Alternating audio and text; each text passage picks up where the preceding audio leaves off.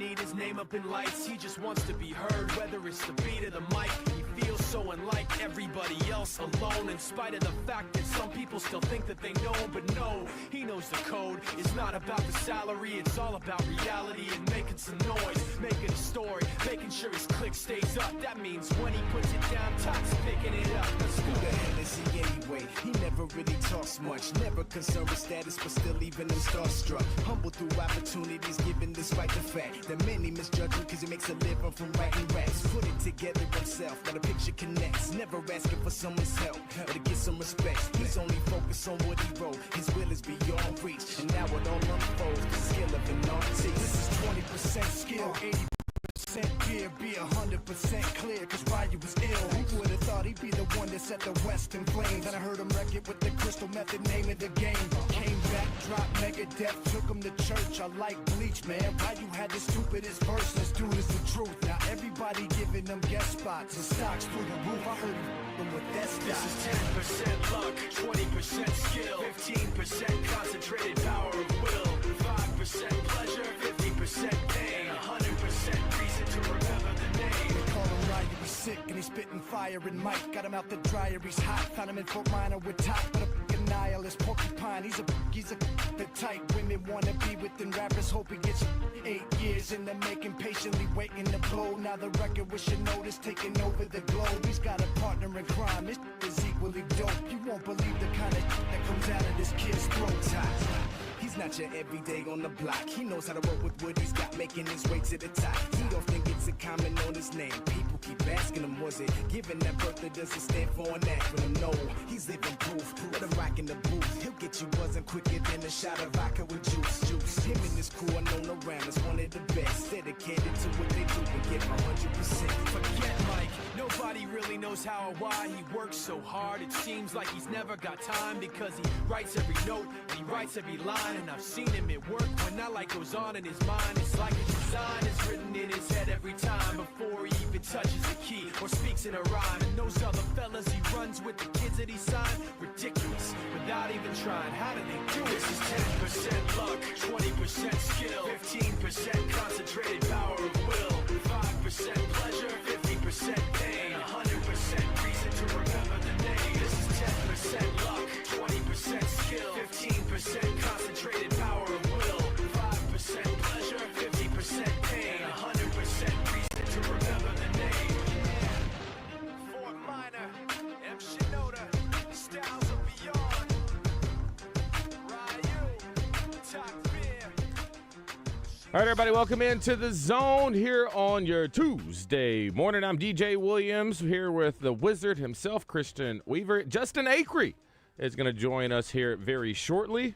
He's taking care of some big boss business. All right, we got a good show lineup for you here today. We're going to talk about Hunter Yurachek at the Touchdown Club yesterday. It was very interesting. You know, we went up there and we were very curious. David Basil and Yurachek, we're going to exchange pleasantries and bring up some things from the past when it comes to the criticism that David gave him with the firing of Kevin Trainor. Well, they talked about it, and it was some really good stuff. Hunter went up there and addressed everything. We'll talk more about that. We'll also get his thoughts on War Memorial Stadium against A-State. Do politics get involved with football? Where Pittman stood out, what he said about the defense after watching the film. So many things to talk about. And we asked Pittman, or he was asked, if he's worried about our kicker after going 0 for 2 in field goals that really made a huge impact on the game. We also got a great lineup. We're going to be joined by Coach Clint Conque, thanks to Farm Brothers Flying Service. The shooter, Pat Bradley's going to join us, thanks to River City Flooring. We'll also get that Red Right Report, thanks to our friends at UAMS Ortho Now. Jordan Wicks, he'll be with us in the 11 o'clock hour. That's thanks to Crain Buick GMC of Conway and much more. We're going to have entertainment, birthdays, and all. And Trey Schaap's going to join us from the Stevens Cup as well. Christian, what's going on, man? Not much, man. Susan Erwin Prowse will also join us via my phone. bad. Will not be in studio. Where's she at? I don't know. She's probably busy. She's doing good stuff. Go I ahead. guess we can get a little bit into the Yurachek thing, and then when Yeah. Justin comes in here, he'll give his I'm take. sure he wants to talk a lot about it. I don't think he lied about us, not being – I mean, he told the truth. Like, we're not set up to win a national championship in football, and I think everybody already knew that. Yeah. Now, should we be? That's a different question. Yeah. He's talking about all these different lanes that other schools take, and he's like, we don't want to take basically integrity. I don't know. Is that the word? They have too much integrity? I don't know. Arkansas has too much integrity to, I guess, make certain moves that other programs are doing. It's like, to get an advantage. Let's lose the integrity. Yeah. And let's win some football games. Yeah, I wouldn't look at it so much as losing the integrity, but pushing the envelope. Right. Going right up against to that edge. And it's almost like, is it an integrity thing when it's what the rest of college football is doing to be competitive it's the new year normal. in and year out? And it's almost like if these people are getting away with all these loopholes and pushing, it up to the edge, then it's only going to take everyone to do it for, I guess, the NCAA or whoever to step in and maybe change some things. But if Texas, LSU, Alabama, Georgia, all these other schools are pushing the envelope on everything they can do to get NIL money. 100%. So which one did he bring up when he talked about schools using now their brand deals? Right. That would usually go towards the athletic department. Part of it's going towards collective. Or now it's going to be within the contracts that they have with these NIL guys with shoe deals. So I was thinking, dang, that's messed up. Or I was thinking, can we do that too? It's like we need to be looking into that. Is that maybe something you've considered as well? Just because I think no matter how you spin it or how you do it, people will have less issues with NIL and how things are being dealt with if your program is winning. Right. Now, outside of blatantly crossing lines when it comes to cheating, like then that's your line. But just trying to find these avenues to keep up now with the money that goes into the not just programs but the players to be competitive year in and year out. You got to do something. We saw when NIL first became a thing, Arkansas was kind of on the forefront of it in football, and we've talked about this before. We got a bunch of guys from different schools, and we came in and we won 9 games that year, right? Yeah. The super senior year. Uh-huh.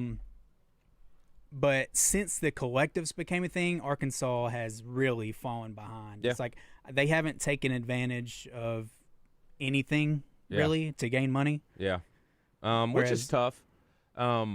And I'll say this too. I agree with him when he said the NIL, he loves it. If it's done what it's if it's served its purpose. And like I said, I think that would be the solution to the problem if they found a way, just like they did back in the day when, coaches couldn't call in a certain recruiting area. Mm-hmm. Even though some coaches would try to get around it, but the punishment if you were to get caught and it was proven was not good. The same thing with paying players. The punishment was really big if you got caught, if they proved that you did it.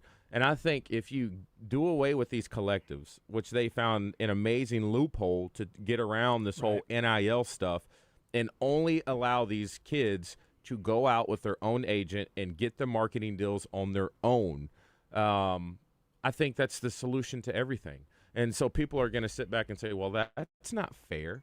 This guy is going out getting a marketing deal with this car company, and what about these other guys who are playing just as many That's snaps? life. That's life. It's just if you're the way better, that it you is. get more deals. That it's is just what the it way is. it is, and it's the way in professional sports. Right. I promise you, people do not complain. Let's just say the second string tight end at Kansas City. I bet he's not upset that Patrick Mahomes is making probably 20 times more than him. He understands that's just the way that it is. And so I don't know, but we can sit here and beat this drum as much as we want to. Justin's making his way back in the studio right now, hanging out with us. Just briefly catching up on some 100-year check when he talked about being able to not cross that integrity line when it comes to trying to compete with other schools in NIL. Did we play the clips? No, we did not. Well, we got clips. Let's do it. Yesterday was, I'm going to say eye-opening. Yeah. I don't know. That's funny to me about a couple things. First of all, the thing that drew the ire of the majority of the fan base was the comment about how we basically can't compete in football right now, is what he said. You heard that. Mm-hmm. That was the clip that got everybody freaked out yesterday. Which, again, if you're a Razorback fan, that's disappointing, even though, is it shocking? It's reality. Yeah.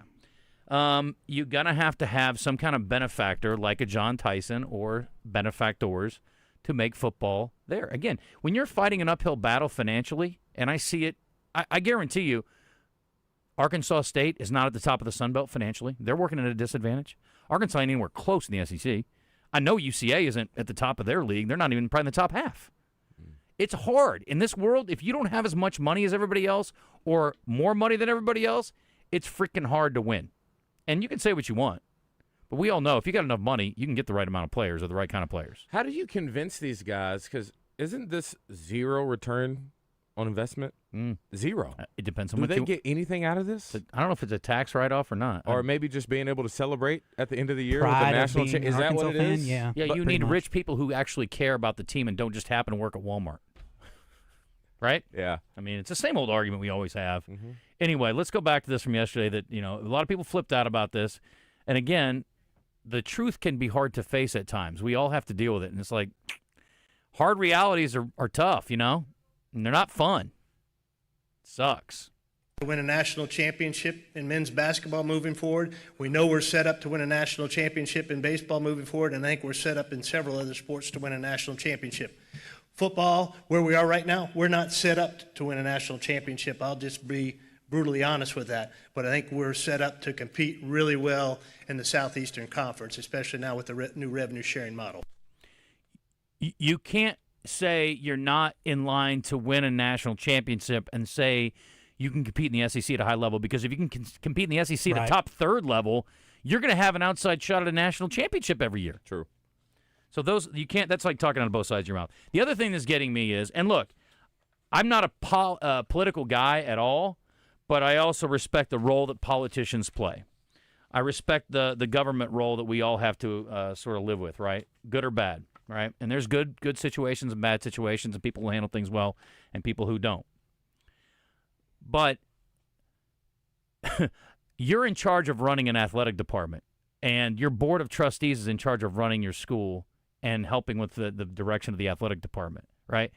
And so while you want to listen to what the governor has to say, that's cool. But again, like I said yesterday, and Hunter Yurchek agreed with me, the dollars count. That's what matters here. You need money, as much money as you can make. That's the bottom line with this job. You need as much money as you can create. And he talked about cutting budgets and making hard decisions yesterday. You're going to have to cut as much from your budget as you can and add as much to the bottom line as you can, so then you can be competitive, because it is literally a direct correlation nowadays. You cannot compete with way less money. You can't. So, again, being forced to do something that is financially difficult, or it's a setback for you financially, is not good. So, I don't know, maybe the governor's got some great plan on how to pay for this, where they're all going to come out ahead financially. That's cool. Or maybe somebody's going to write a giant check. Speaking of what's your return on investment, right? Maybe that's going to happen, and we don't know about it yet. That's cool. I'm all for it. I would love to see it happen if it makes financial sense. But just having the governor going, man, I really liked it. Like I saw her on an interview the other day, and they said, how is this good for Arkansas, for this program?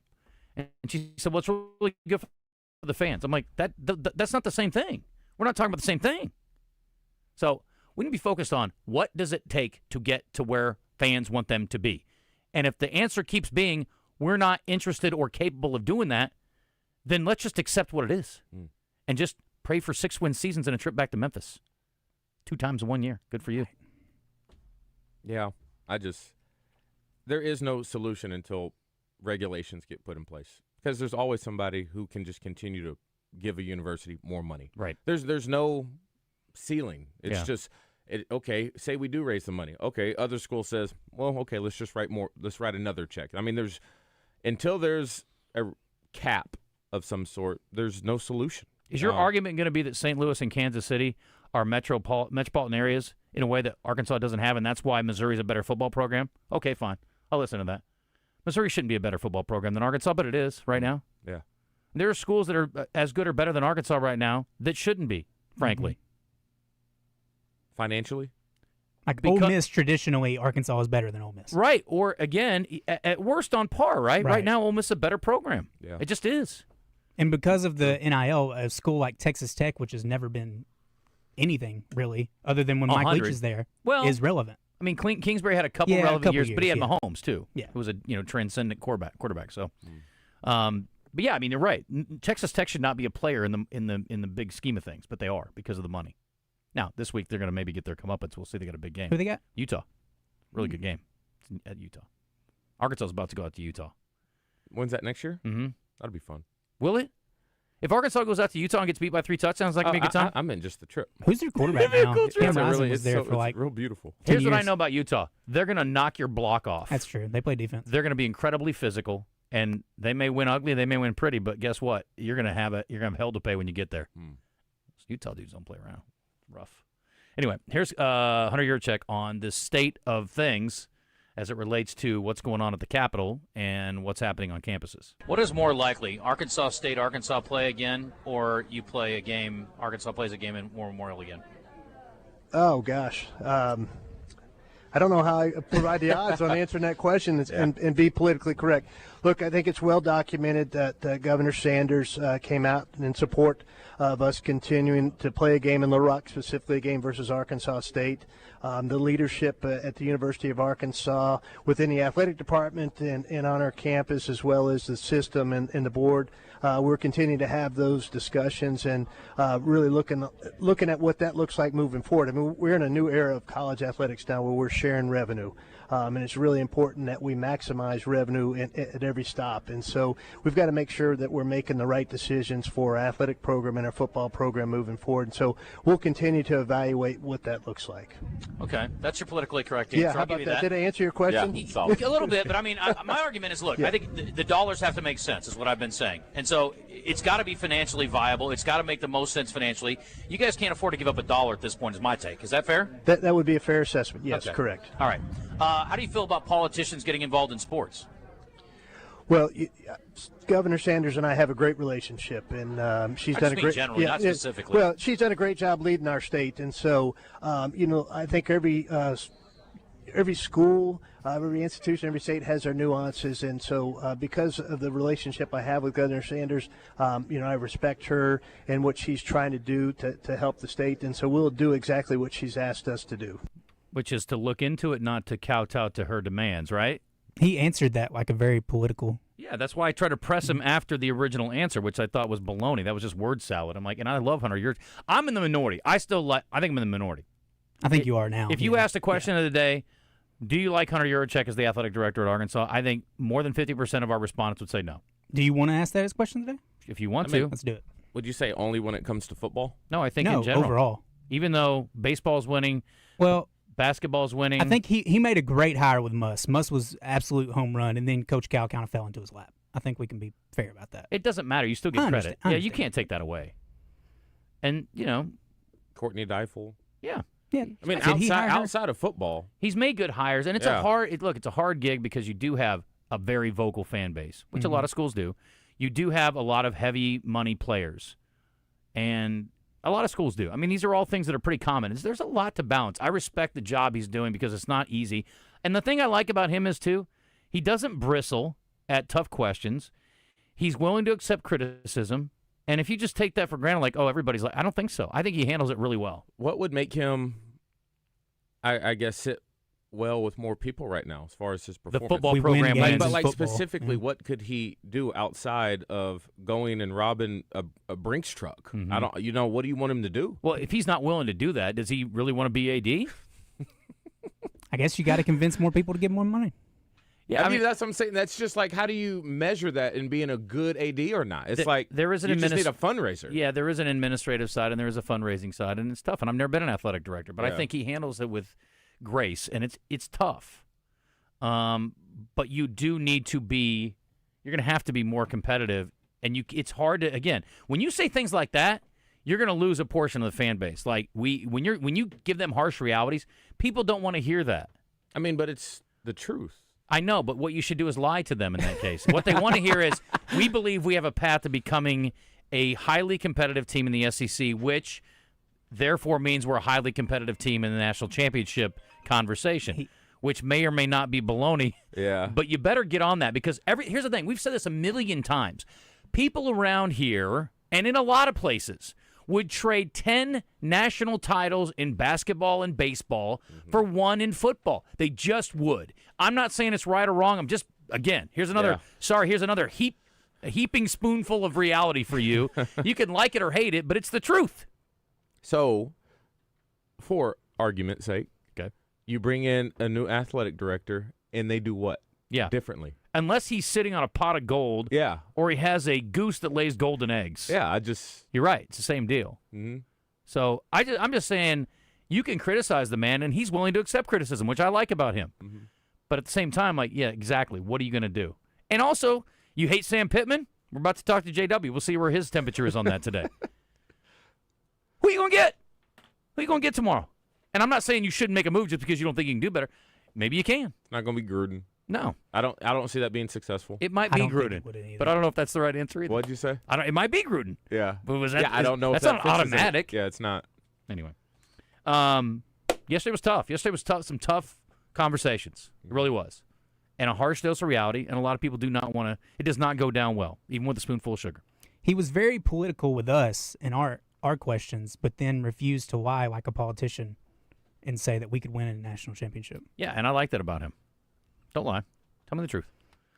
But the problem is, I don't think anybody sees a path to that success level. No, not realistically. And to DJ's point, until there is truly a hardcore, hardline policing where everybody's working equally like in the NFL. Mm-hmm. And he did say, like, the NFL model works. Yeah. Because you never know, right?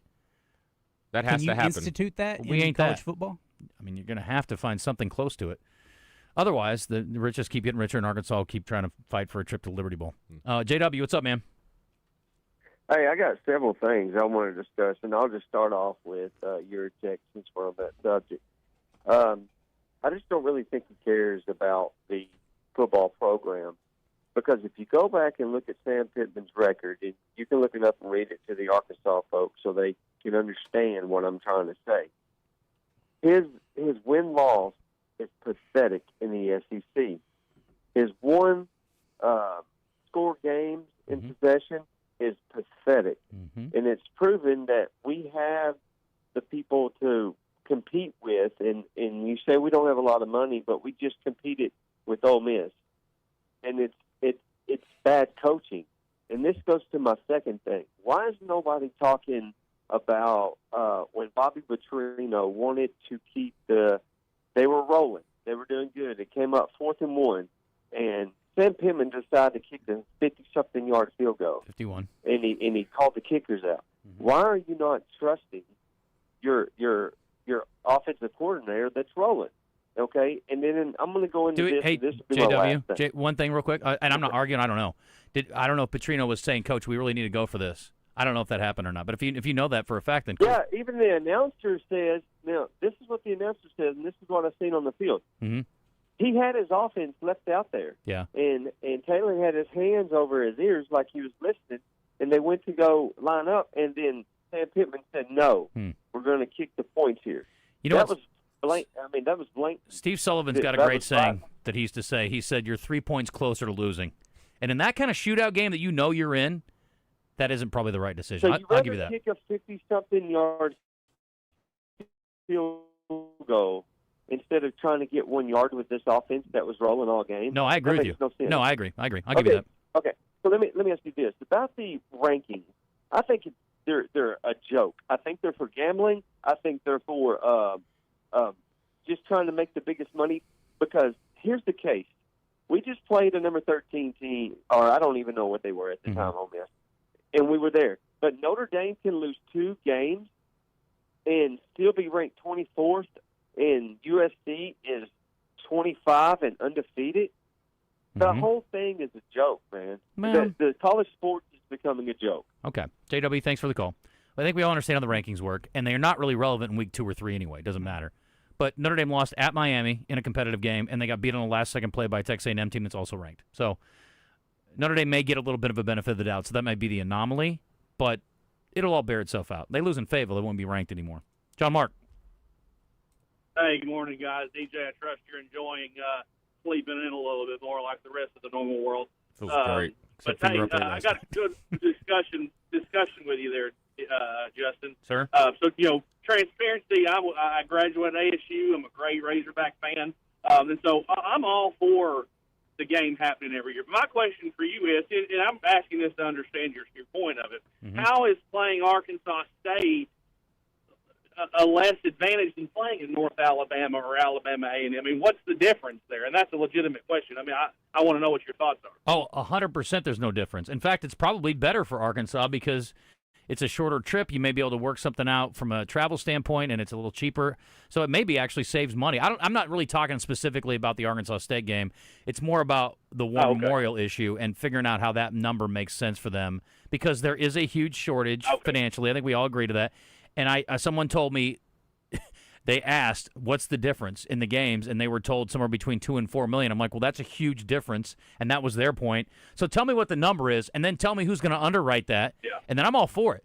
I have no issue with them playing. Now, I will tell you this, as a guy who, calls games for UCA, I would like to see Arkansas, UCA get a chance. I'd like to see UAPB playing once in a while. So I'm all for keeping it in state. I don't know that they have to play Arkansas State every single year, but I would like to see them play them on a regular basis for sure. Yeah, and I misunderstood. I thought you were talking about just playing in general. No, I'm with you. I mean, I grew up going to War Memorial games, and they were great. But, it's no different than, Utah coming to Arkansas and then Arkansas going to Utah. Right. They can swap games from Fayetteville to Jonesboro. Okay, that's what I was. Yeah, that's why Arkansas is going to. Have a great rest of your day, guys. Thank you. That's why Arkansas is going to Memphis this weekend. Hunter Yurchek told us that straight up. Because, again, people want to save money on these bye games, right? And it's like, at this point, if you can get some free home games out of the deal, it doesn't cost Arkansas much to zip over to Memphis, I'm sure. No. Is it a 2-for-1? I don't know if it's a 2-for-1 or not. Is it? It's a 2-for-1. Yeah. Okay. So, yeah, I mean, you're trying to get out as many guarantees you can. And for Arkansas, even though you made a lot less, you only had to pay $900,000. And the great news is for Arkansas State, it works out great because you still made $1.5 million or more because you got to sell 10,000 seats. So, makes sense for Arkansas State. Yeah. That's one of the best road games they could ever ask for. 100%. I mean, your travel costs are almost nil. I mean, you got to pay for hotels for a night, but, I mean, you're bussing down. Yeah. I mean, Sam Pittman will tell you it's closer for them than it is for Arkansas. So, anyway, I don't know. It's I don't know exactly what the answer is, but my only thing about that whole game is, and that's my bottom line, is the bottom line. It's got to make sense. Make the money make sense. Make it make sense. Yeah. So, if you're going to play here. Yeah, Fair. playing Arkansas State going to Fayetteville, no question. Do we have these type of vibes or moods with all this if Arkansas beats Ole Miss Saturday? I think these are all still relevant questions. Yeah. I think people feel a little bit better. Yeah. And to JW's point, too, look, I would say what Arkansas did, and you could say, they fell short again in one-score game, and that is frustrating. And as a fan, I get your perspective on that, for sure. I'm not downplaying that. But I would also say, financially, they're getting outspent, I don't know about 2-1, but by a lot, right? We can agree. Ole Miss has got a much bigger pocket. Yeah, which is the shocking. fact that Arkansas stays on the field and arguably should have won the game is amazing. Yeah. Frankly. I think we're all hitting the panic button way too soon.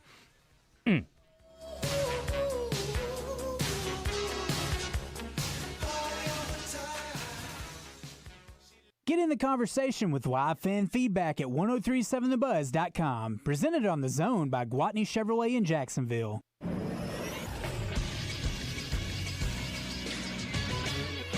This is SportsCenter. Last night, a Monday night doubleheader wrapped up week number 2 in the NFL. First, it was Baker Mayfield and Tampa Bay getting the 2-0, both coming on the road with a 20-19 win over the Houston Texans, who are now 0-2. Mayfield led an 11-play, 80-yard drive with under 3 minutes to play to secure the win. In the nightcap, it was an impressive defensive display from the Los Angeles Chargers in a 20-9 victory. They get 2-0 on the year as well. They forced Geno Smith to go 24 of 43 for 180 yards and 3 interceptions on the night. The Raiders now drop to 1-1. I'm Josh Neighbors for the Buzz Radio Network.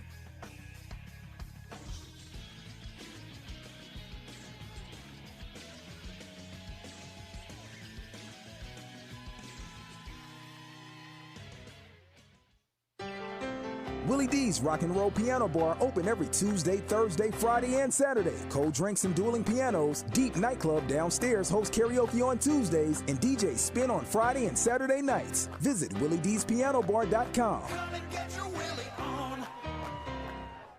For over 20 years, the hottest night spot in Little Rock has been Willy D's Rock and Roll Piano Bar in the River Market. Open every Tuesday, Thursday, Friday, and Saturday with cold drinks and a world-class dueling piano show. Deep Ultra Nightclub downstairs hosts karaoke on Tuesdays, and DJs spin on Friday and Saturday nights for a fun dance club option on the weekend. Visit WillyD'sPianoBar.com to make a reservation and learn more. Willy D's dueling pianos. Come and get your Willy on. Mickey Hennard for Hennard Foothills Equipment in Searcy. We've been selling and servicing Kubota equipment since 1991. Family owned and operated for over 30 years, we pride ourselves in an honest sales experience and unmatched service after the sale. We carry Kubota tractors, mowers, construction, and hay equipment. If you'll allow us to be your Kubota dealer of choice, we promise not to let you down. Come see us on Main Street in Searcy. Hennard Foothills Equipment, we're your hometown Kubota dealer no matter where you live. College football is all about finding that next generation of stars, fresh talent, big plays, new energy every season. That's the same approach behind Flight by Yuengling. It's brewed by the oldest brewery in America, but built for today. Just 2.6 carbs and 95 calories with the real beer flavor that keeps up from kickoff to the post-game recap. So whether you're tailgating or celebrating a big win, make Flight your go-to. Flight by Yuengling, the next generation of light beer. DG Yuengling and Son, Pottsville, PA.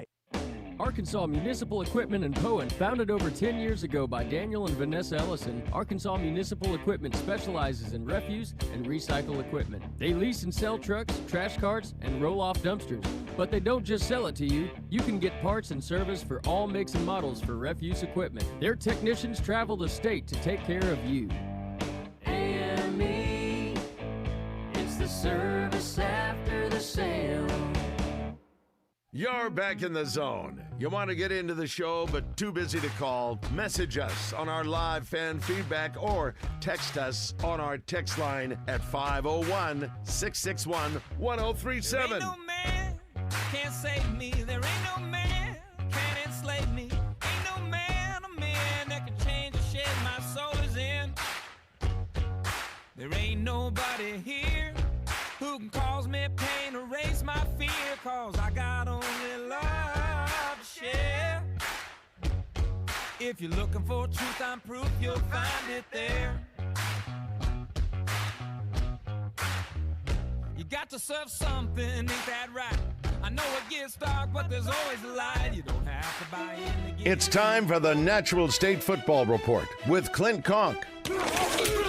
Taking a closer look at football across the great state of Arkansas with the winningest coach in UCA history. The Natural State Football Report is brought to you by Farm Brothers Flying Service. For the past decade, they've been providing crop dusting services to the farmers of southeast Arkansas, and they can help you too. Now, let's toss around the pigskin in the zone with Coach. Well, look who's here. Good to be here. Man, it's good to be anywhere, isn't it? I had to almost put my destination in GPS today. Yeah. I've been here, I was here a few weeks ago. But, man, great to be in studio with you guys. It's nice to see you, Coach.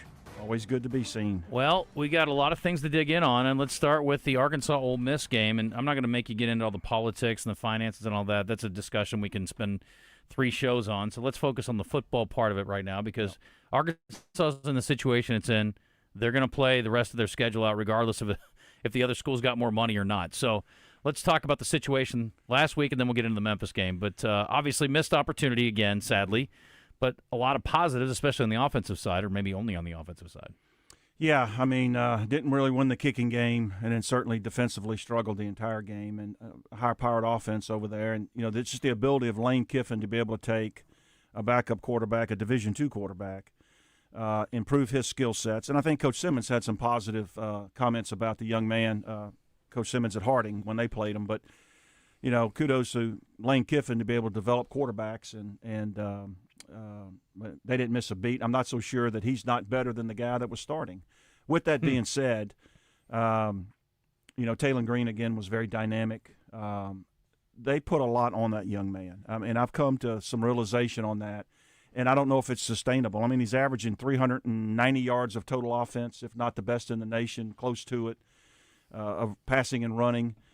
He's just a freakish type of athlete. But, can he maintain that level of performance both in the air and on the ground, for another 8 or 9 weeks with the schedule they've got to play. If he does, he's going to end up in New York. Well, can he hold up physically? Or the hospital. Yeah, that's my biggest question is, can they hold up physically? Somebody has to be able to take some of that off of them. The offensive line has improved, but can they average 130, 40 yards a game rushing week in and week out to take some of that pressure off of Taylor Green? I mean, he made a throw in that game on platform on a third down across the middle, put the ball the only place it could be. So he has the ability, but can he hold up efficiency-wise, and can he hold up physically? Because that's an awful lot to ask that young man week in and week out. Christian, question of the day for tomorrow. What's more likely, Taylor Green ends up in NY or on IL? Yeah, that's right. But, too many penalties on defense, too many missed tackles, obviously missed assignments has been discussed to ad nauseum the last couple of days. They're trying to simplify that and clean that up. I do think they're better skilled athletically on the back end than what we've seen the last couple of years. I like their linebacker play. We have nobody right now that can rush the passer in a four-man pressure. And I don't care who you have, Deion Sanders or Charles Woodson or whoever you have covered on the back end, they can't cover them for 4 or 5 seconds. And so they've got to create some type of pressure up front to make the back end better, get off the field on third down, and create, less penalties. And so there's a lot of work to do over there. The 4th and 1, the missed field goal, 50 yards in college is a get. That's not automatic. I'd probably, me, I would have definitely gone for it on 4th and 1 on their side of the field. So there's some questions there, but another close loss. The game this week is the one that I've been concerned about all year. The line is 6.5, 7. 7.5 now. Okay, Easy money. But still, it's a trap game to me. Tough SEC game. You got Notre Dame looming next week. You're on the road at Memphis. It will not be a full stand of red. It'll be mostly blue with some red, obviously. But still, it's a road game. They need to play well. Memphis is no joke. They've averaged 9 or 10 wins a season for a reason. There's no question they're well coached. They're very dynamic offensively. They've been really solid defensively out of the gate. I think this is more of a trap game if you win last week. True, absolutely. But still, you're on the road at Memphis. That's something you normally do. Everybody's buzzing about Notre Dame now, even though they're 0-2. They got them coming to Fayetteville. I still think that they need to come out fast. They need to get some stops. I look for another shootout. But somebody has to take some type of pressure in the run game off of Taylor Green. And because you cannot expect any player in America at any level to go out and consistently put 400 yards of total offense and live to see 12 games. Coach, they're not feeding Washington, to me, or the backs as much as they could. Yeah. The passing game's been great. And, again, Taylor's so dangerous in space. But just from a health standpoint, do you want to feed the back, especially on a road game? I know you like to run the ball a lot on the road. Yep. Do you feed Washington maybe 15, 20 times this week? Absolutely. And Russell showed us something. Yeah. You got a big back. You got a different style of back there. So do you have to do something creative defensively? I've given up on this defensive line somehow magically figuring out. That's not to say the defense can't be effective, but they're not going to figure out how to pressure all of a sudden 4 games in, right? They're not going to just get great at rushing the passer. We didn't see it last year. And you have better talent last year. Yeah, that's right. So what do? You start bringing extra guys? Yeah, but you have to play zone behind it. You can't play man every snap. Some type of zone pressure. Bring 5, drop 6, give up a zone and rally up and tackle. You're going to have to do that or get home. But Problem is they aren't tackling great either. Their front 4 is just and they're all great kids and they play hard. But you just you're either gifted and have that skill set or you develop it, and we haven't seen either yet. So probably continued woes on defense until. Okay, so can they win happens. a shootout most of these games or some of these games? They can, some of them, sure. I'm going to say something that sounds dumb, but I'm going to say it anyway. If you lose this week, Notre Dame doesn't matter. That's right. Concur. What do you think about – this is where I'm at with the defense, right about no pressure up front. I think Larry Worth, he struggles in space. I would like him to be that extra person because he has the size to potentially be that blitzer and put him more in the middle. Yep. You know what I mean? But out there trying to tackle somebody in space, it's awful. But don't put him in situations where he can't be successful. I'm just curious too, Coach. Lane Kiffin's good. Yep. At what point how long does it take for you to realize, okay, this coach has our number? He knows Steven Dix has a hard time guarding a running back into the flat. He's very slow getting out there, and they just kept doing it, and they just kept doing it, and it was setting up the wheel route down the sideline. Like, what point as a defensive coordinator can you make adjustments before halftime? Like, hopefully on the sideline, right? Yeah. Obviously, you game plan. But the other team's game planning against you too. So I know this as an offensive play caller. I was always looking for matchups. Mm-hmm. Where is the matchup that on a go-to down? Where's the matchup? And they found that matchup. Yeah. And that's the best Arkansas has. Dix kid's a good player. I mean, he struggles in space. Yeah. But also too, Arkansas has to game plan knowing that there's a deficiency there. We've got to roll a corner up. We've got to cloud it to that side sometimes. Mm-hmm. Keep them off balance that way. Yeah. So. A lot of work to do over there. But to your point, though, about creating a pass rush, when we had great pass rushers, particularly third and long, we put them inside. We got those matchups, again, looking for matchups on guards and centers. Larry Hart and Jacob Ford and some of those great edge guys that we had, we matched them up in our go-go package or whatever we called it, and we were able to get home that way and get one-on-ones on inferior people. So I'm sure they're looking at all options. And it may be this linebacker you're talking about, bringing him down over the center and doing some things like that. Yeah, safety. Yeah. Worth. Yeah, Mm-hmm. he's a safety, He's out. He's struggling out there. Yep. We'll hit a break. We'll come back. We'll visit with Coach a little bit more. We've got to talk about Arkansas State. They got a tough break late in the game. Central Arkansas got served a tough one this weekend, and they got a big chance this week. And then we'll talk about UAPB, Division II, high school, all of it. We got a lot to cram in. We really do, but talk fast. We'll get out of your way. All right. Stick around. You're in the zone. Like anything is possible. This is Pat Bradley for River City Flooring in Maumelle. If you need an upgrade to your flooring or new custom shower, come see my friends at River City Flooring in Maumelle and get up to 36 months same as cash for your new flooring or bathroom remodel. They carry the largest selection of waterproof flooring, carpet, tile, hardwood, and granite countertops. Come in and take advantage of their buy now, pay later special and get up to 36 months same as cash. The sale ends soon, so don't wait. Get ready for a night out like no other. Where the Party At Tour, starring Nelly and the St. Lunatics, Ja Rule. Everybody that be living it up, we said Chingy. I like the way you do that right there, right there. And special guests. Friday, September 19th, Simmons Bank Arena. Grab your tickets now at Ticketmaster.com for the hottest tour of the summer. Nelly and the St. Lunatics, Ja Rule, Chingy, and special guests bringing the party live. We all know how busy our lives can be these days and how important our time and convenience is as well. Edwards Food Giant knows that too. So that's why they're inviting you to take advantage of their Heat and Eat meal solutions items in their deli department. Delicious Edwards Food Giant signature dishes, along with a wide choice of entrees and sides, all ready for you to pick up and take home to serve your family tonight. The Heat and Eat meal solution is now at your favorite Central Arkansas Edwards Food Giant deli. This week's special is chicken and sausage jambalaya for only $7.49 per pound, with corn souffle for $5.99 per pound.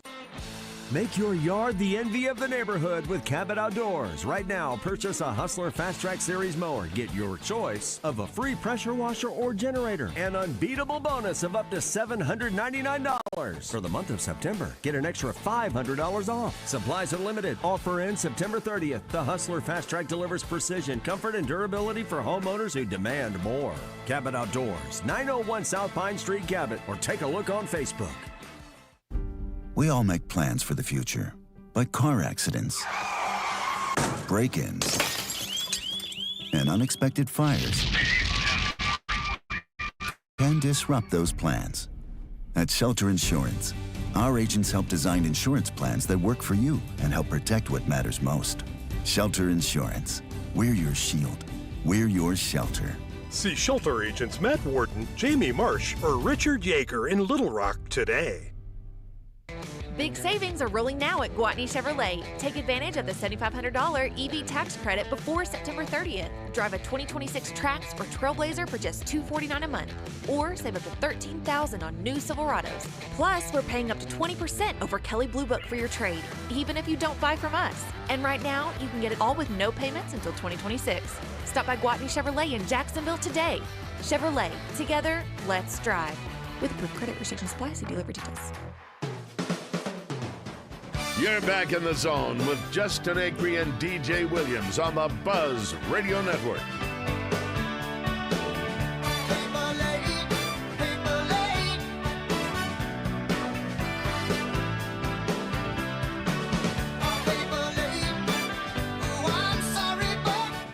made me sick was the Arkansas State-Iowa State game.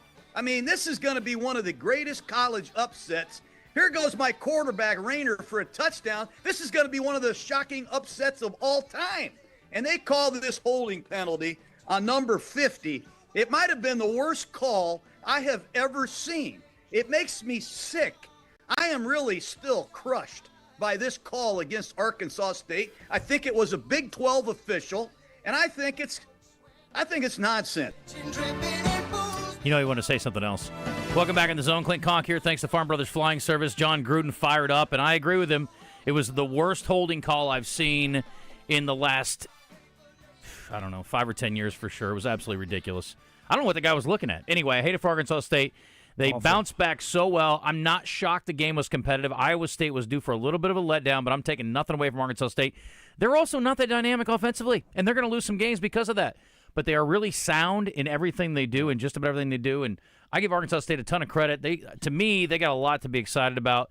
The kid that came in behind Cross has done a nice job. Rucker's still Rucker. Rayner's still Rayner. You got some good pieces here. Yeah, they really do. And to my surprise, and look, I thought that, after the beat down by an SEC school the week before, then having a Big 12 game and a physical Big 12 game at that, I thought that Arkansas State was in a spot that they might get blown out. I was completely wrong. Kudos to Coach Jones and those players and the staff. Those guys were right there. They had it taken away from them. You got to give – I thought the game was lost, though, in the last 29 seconds of the first half. 100%. 100%. Arkansas State, long drive, score, in 29 seconds, 5 plays, Iowa State was in the end zone. Boom, boom, boom, 3 deep, and the guy got beat, on coverage. But I thought the game was lost there. Everybody will point to the holding. It was atrocious, awful. But kudos to Arkansas State. They've got a welcomed open date this week. The thing that was impressive to me, though, Justin, they got stronger as the game went on. Yeah. That was what was impressive to me. So I was completely wrong about them being in a bad spot. The thing that I was disappointed in was the crowd. Agree. There were a lot of people dressed as empty seats. There were a lot of people disguised as bleachers. Yeah, it was not good. And that's not, it is an arrow at Northeast Arkansas. I mean, they turned out down here at War Memorial the week before. You get the highest-ranked team you've ever had play there, and you don't show up? And it's Big 12 game, and they listed 22,000, and there was probably 16 or 17. Yeah, I don't know what they were doing there. That was very disappointing. That was disappointing. Yeah. But you know what? They played well, and they had a chance to win it. Should have won it. Congratulations to them. It's a loss, but they do get an open week to get healed up. UAPB gets an open week week two. They beat Lincoln out of California 34-8, turned it over a few times with their starting quarterback, made a change, rolled, said the starter's going to stay in, but the running back had a big day. Yeah, 325 yards rushing. When you can run the football and control the line of scrimmage like that, congratulations, Coach Hampton. Great win. Yeah, back to normal next week, taking on Alcorn State, get into conference play. Central Arkansas got some a little gut check time this week. I know there was a players-only meeting, Coach, after getting thumped by a top-5 team, and that's a Tarleton State team that certainly has the ability to compete for a national championship this year. I've had those years where they've had those player-only meetings, and they're not good. Yeah, but, they're trying to rally. And so the stadium took an L because we couldn't get lights, and Tarleton State was as good as advertised. They beat West Point. Of course, West Point beat Kansas State this week. So that's what a top 5 FCS football team is, and they have higher aspirations. You can see the vision of their program and the trajectory that they're on. I feel bad for Coach Brown and his staff. I think they probably felt pretty good going in, having them at home. But the game didn't start out very well. You get a 5-yard delay a game before the first scrimmage snap, and then you got a strip sack touchdown, and it just kind of went downhill from there. And a big get this week. You got to go out to Sacramento. We haven't had a lot of luck out there in California against another top 25 team that has big aspirations as well. They don't have Scatabo anymore, but they've got great skill players and big offensive line, and this will be a tough get again out there. But they got to rally the troops in Conway. I mean, you got to play who's next on the schedule. Their left tackle, DJ, is like 6'8", 326. It's a big guy. It's a big dude. And but you say, I know you're a big fan of Shaq, too. Yeah. So, didn't you say the Q's a transfer from Georgia? They've got 2 quarterbacks they play, and one of them's from Georgia, yeah. So they're getting some dudes.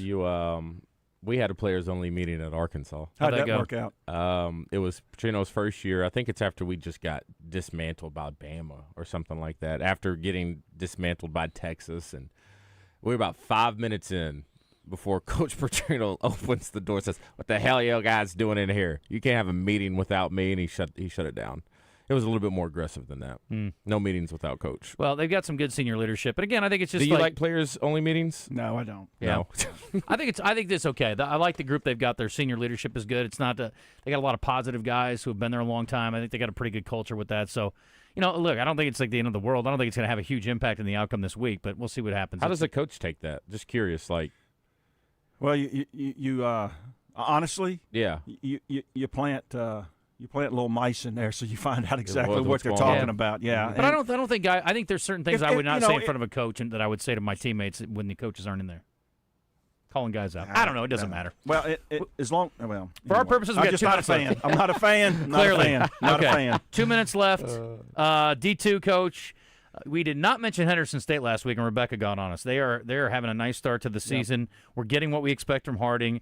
Washita bounced back. Yeah, so East Central's will be a player in this thing. They went down to Monticello. That was kind of my feature game. They handled business there. East Central out of Oklahoma looks like the best of that lot. My game of the week this week, though, is Harding at Southern Arkansas. Oh, yeah. They got to go on the road to Magnolia, play Southern State down there.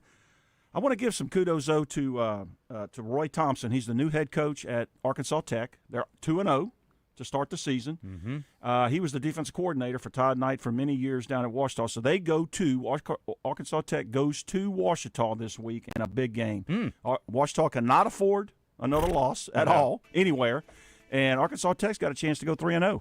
High school, real quick. Yeah. So.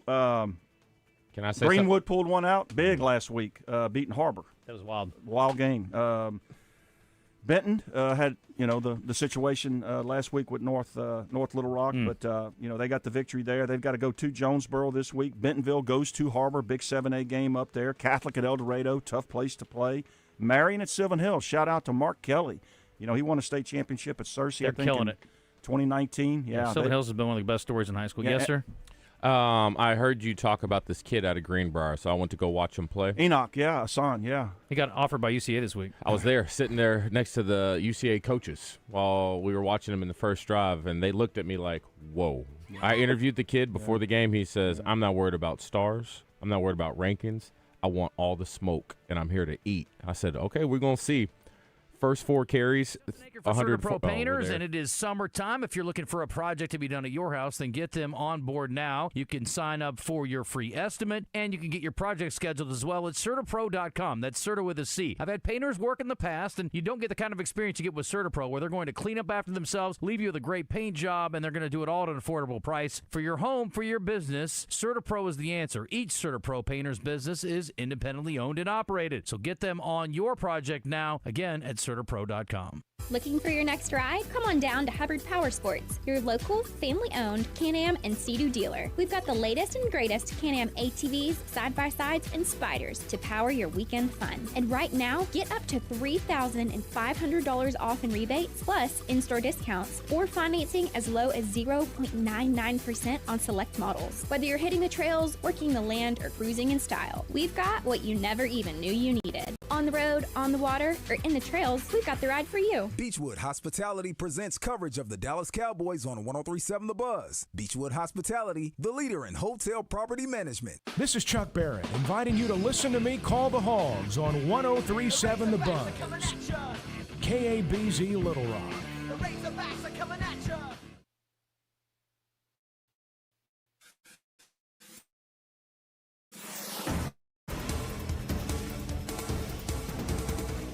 A man in Warren is facing charges for rape, kidnapping, and burglary. State police say 50-year-old Tilton Hill was already in custody on unrelated charges in Dallas County. They say the new charges stem from an incident involving a 20-year-old victim last Wednesday. Investigators did not elaborate on what happened. Hill is being held on a $1 million bond. And looking ahead to next month, the United States Marine Band is making a stop in Conway for its national concert tour in October. The band will go from Washington, D.C. to the American South, performing free concerts for the public. The Conway concert will be October 14th at the Reynolds Performance Hall on UCA's campus. It starts at 7:30 p.m. For the Buzz Radio Network, I'm KRK's Gary Burton Jr.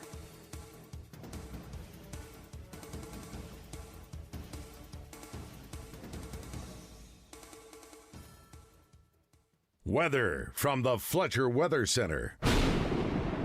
Hot and humid weather again today. We'll have a high of 94, partly cloudy, with a 20% chance of rain late this afternoon and early evening with those isolated showers and thunderstorms. Overnight, it'll be partly cloudy with a low of 70, partly cloudy again tomorrow, a lower rain chance 10% with a high of 93. For the Buzz Radio Network, I'm meteorologist Pat Walker.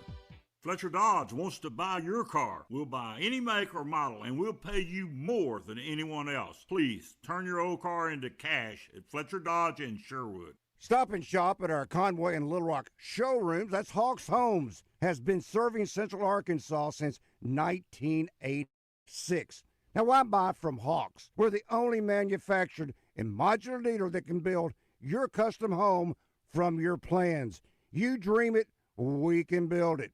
Hunting clubs, churches, classrooms, restaurants, daycare centers, modular office buildings, school dorms. Check them out online at hawkshomes.net. You know, in football, the best teams always have a game plan. This is Coach Houston Nutt. I'm joining Gen Wealth Financial Advisors for the Business Owners Summit. I'll be sharing my own experiences about leadership and what it takes to be successful on and off the field. Don't miss it. Seats are limited, so reserve yours today at getreadyforthefuture.com. Securities offered through LPL Financial, member FINRA, SIPC. Investment advice offered through Independent Advisor Alliance. Independent Advisor Alliance and Gen Wealth Financial Advisors are separate entities from LPL Financial. This is the Pigskin Preacher, bringing you the word. The coyote is the most intelligent and adaptable of all the world's predators. They have brilliantly survived everything thrown at them, including the United States government declaring war on them. Guess who got the last laugh? Coyotes live and thrive everywhere, including a little colony of them in New York City's Central Park. Most of you probably see them occasionally, so watch your small pets around them, but tip your hat to this incredible, remarkable survivor. Stop by and register at your nearby Doublebees for your chance to win a brand new Bad Boy 550 four-wheel drive side-by-side purchased from the Bad Boy Superstore in Searcy. This terrific Bad Boy vehicle will be given away on a special broadcast of Drive Time Sports October the 8th. Need not be present to win. Aero Truck Sales has been in business in North America for 75 years. They are dedicated to helping truck drivers, owner-operators, and fleet managers find the high-quality used semi-trucks that they need to grow their business. Their on-site financing team provides flexible financing options and comprehensive warranty and protection plans. Plus, their attached shop provides convenient and efficient reconditioning. Visit Aero Truck Sales at 12101 Eanes Road, North Little Rock, or view their inventory at arrowtruck.com.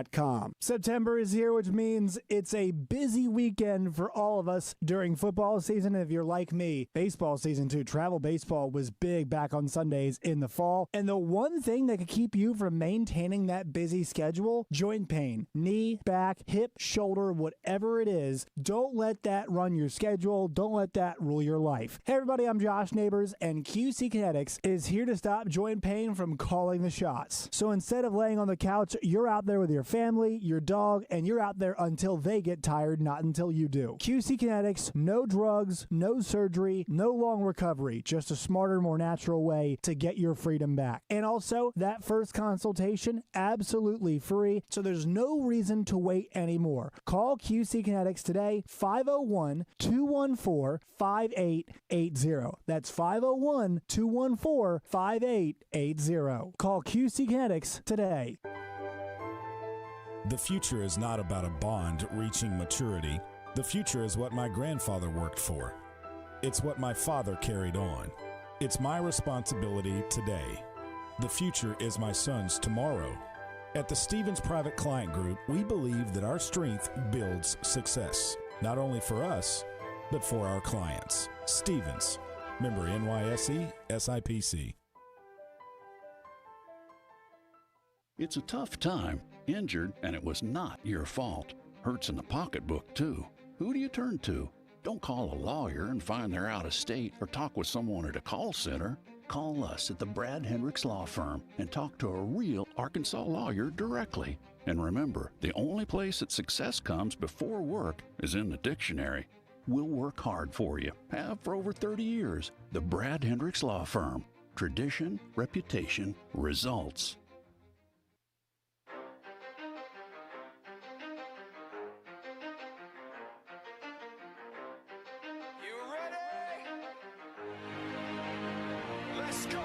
You're in the zone, coming to you live from the Oaklawn Hot Springs Studio. Oaklawn, Arkansas's only casino resort. Now, here's Justin Acri and DJ Williams on the Buzz Radio Network. This is 10% luck, 20% skill, 15% concentrated power of will, 5% pleasure, 50% pain, 100% reason to remember the name.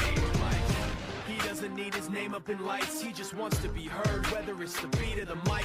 He feels so unlike everybody else, alone, in spite of the fact that some people still think that they know him, but no, he knows the code. It's not about the salary, it's all about reality and making some noise, making a story, making sure his click stays up. That means when he puts it down, Todd's picking it up. Let's go. Who the hell is he anyway? He never really talks much, never concerned with status, but still leaving him starstruck. Humble through opportunities given despite the fact that many misjudge him because he makes a living from writing raps. Put it together himself, got a picture connects, never asking for someone's help or to get some respect. He's only focused on what he wrote, his will is beyond reach, and now it all unfolds, the skill of an artist. This is 20% skill, 80% fear, be 100% clear, because Ryu was Well, the double move is obviously a concern, and we're going to get that because it was successful for Ole Miss. Lining up correct, and we've got to be better coaching. You know, when you're checking to check, you can't make a guy travel. I mean, you just can't. And we did that down there on the goal line. Guys wide open, you know, and so we've got to do better there. Now, our whole key this week to me is go back a little bit more of the second half. It's hard to read alignments, eyes. You know, obviously you watch tape for a reason, and it's about cut splits. It's about who's on, who's off. It's about all these things in the secondary, what routes. So if you're changing late, you don't have, your mind can't calculate all the things that you know. Here's a key here, here's a key here. If you're just lining up before they say set hut, you're not getting all that pre-snap stuff that you need. And so we went a little bit in the second half. You know, 173 yards is still a lot of yards, but it sure as hell wasn't what it was the first half. The Red White Report is brought to you by Ortho Now, your walk-in solution for orthopedic care at the Orthopedic and Spine Hospital at UAMS Health. All right, Razorbacks still licking their wounds from the tough loss at Ole Miss, getting ready for Memphis. DJ got a chance to dig it on the tape last night, and the bottom line is what? Pretty much everything he just said. Okay. Players out of place. Yep. It's hard not to point back directly at coaching because I think coaches should take that on the head and admit if I don't have my guys out there prepared and ready to play, that's on me. That's the way it is. It's just it doesn't. I know that sounds harsh, but that's what they should be saying as coaches. Yeah. And then outside of that, effort on the field. Some places when you expect the play is going to be made, you kind of shut down. We saw that on tape a lot. There really wasn't a relentless effort of trying to get the ball back.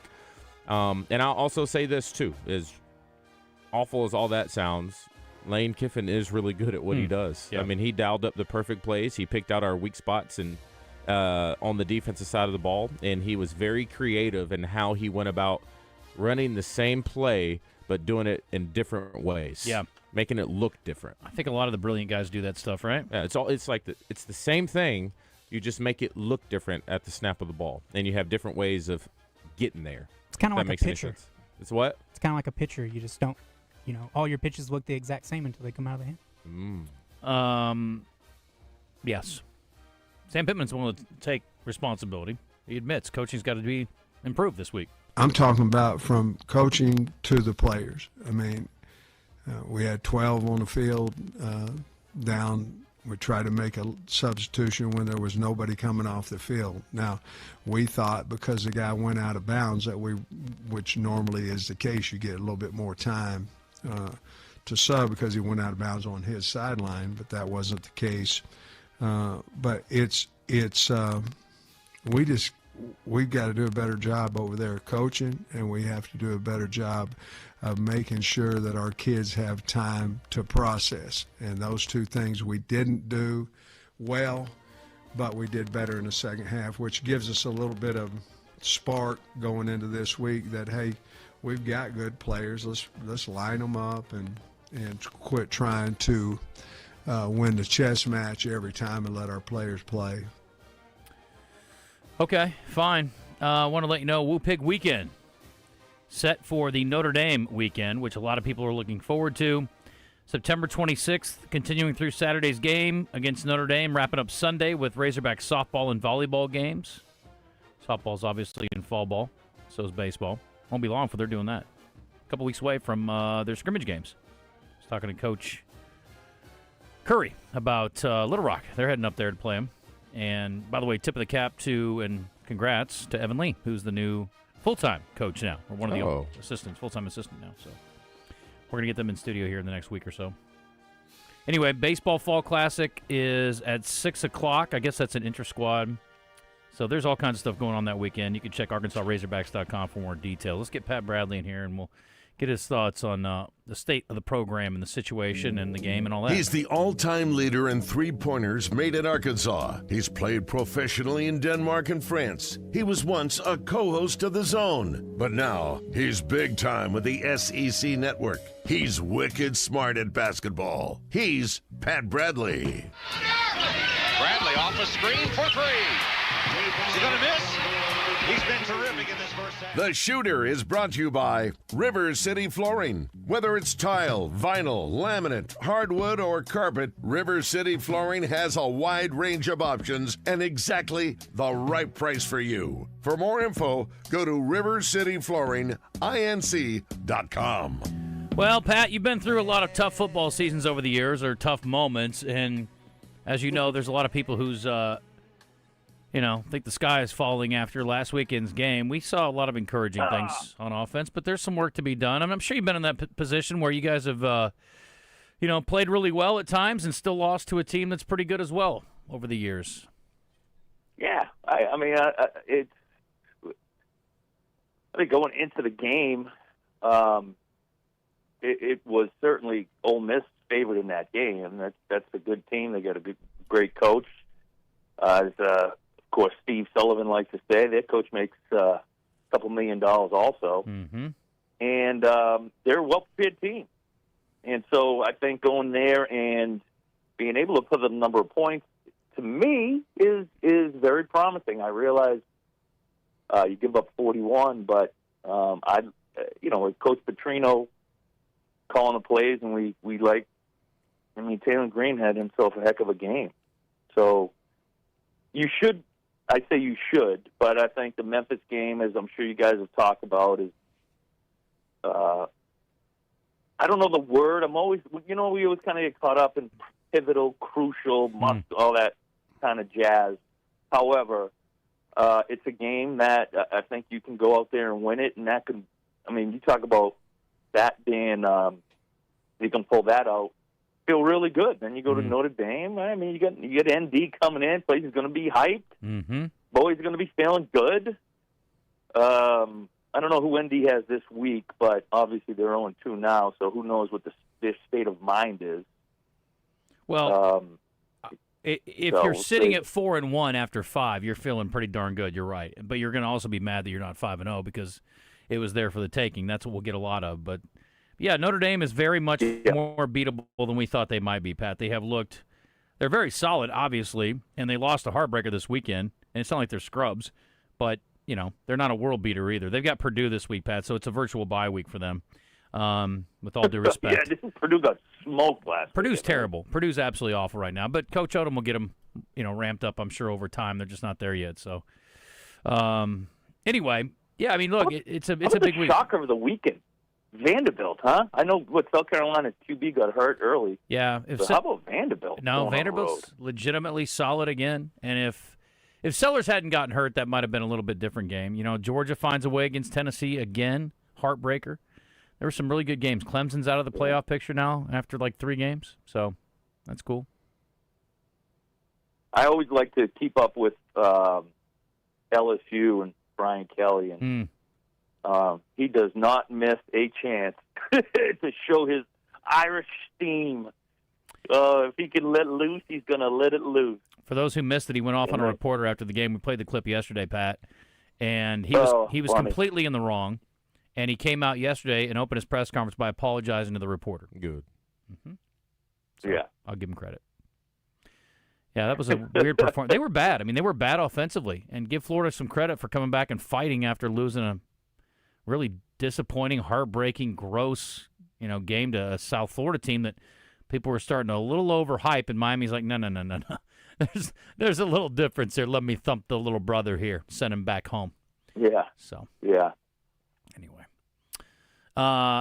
I'm going to call this, you know me, I'm not one to overhype it. And people will call it this or that, and I'll say, oh, it's a pivotal game. It's an important game. It's a big game. It's a must-win game. You for the state of the program, you can't go to Memphis and lose. You can't. You cannot lose. No.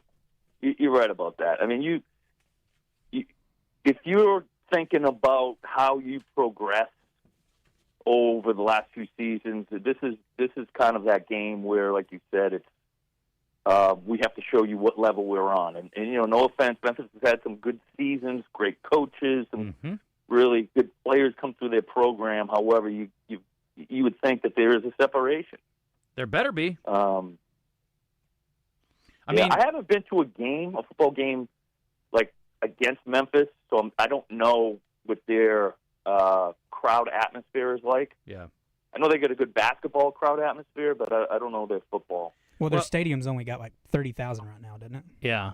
It's smaller because they're under construction. But here's my deal. And if you're Ryan Silverfield, you're selling to your team right now, look, guys, we got a good football team. We got an experienced quarterback. We got plenty of talent. We're going to have a home crowd. This is a signature potential win for them. Yeah, it really is. And I'm hoping that the proximity, I like playing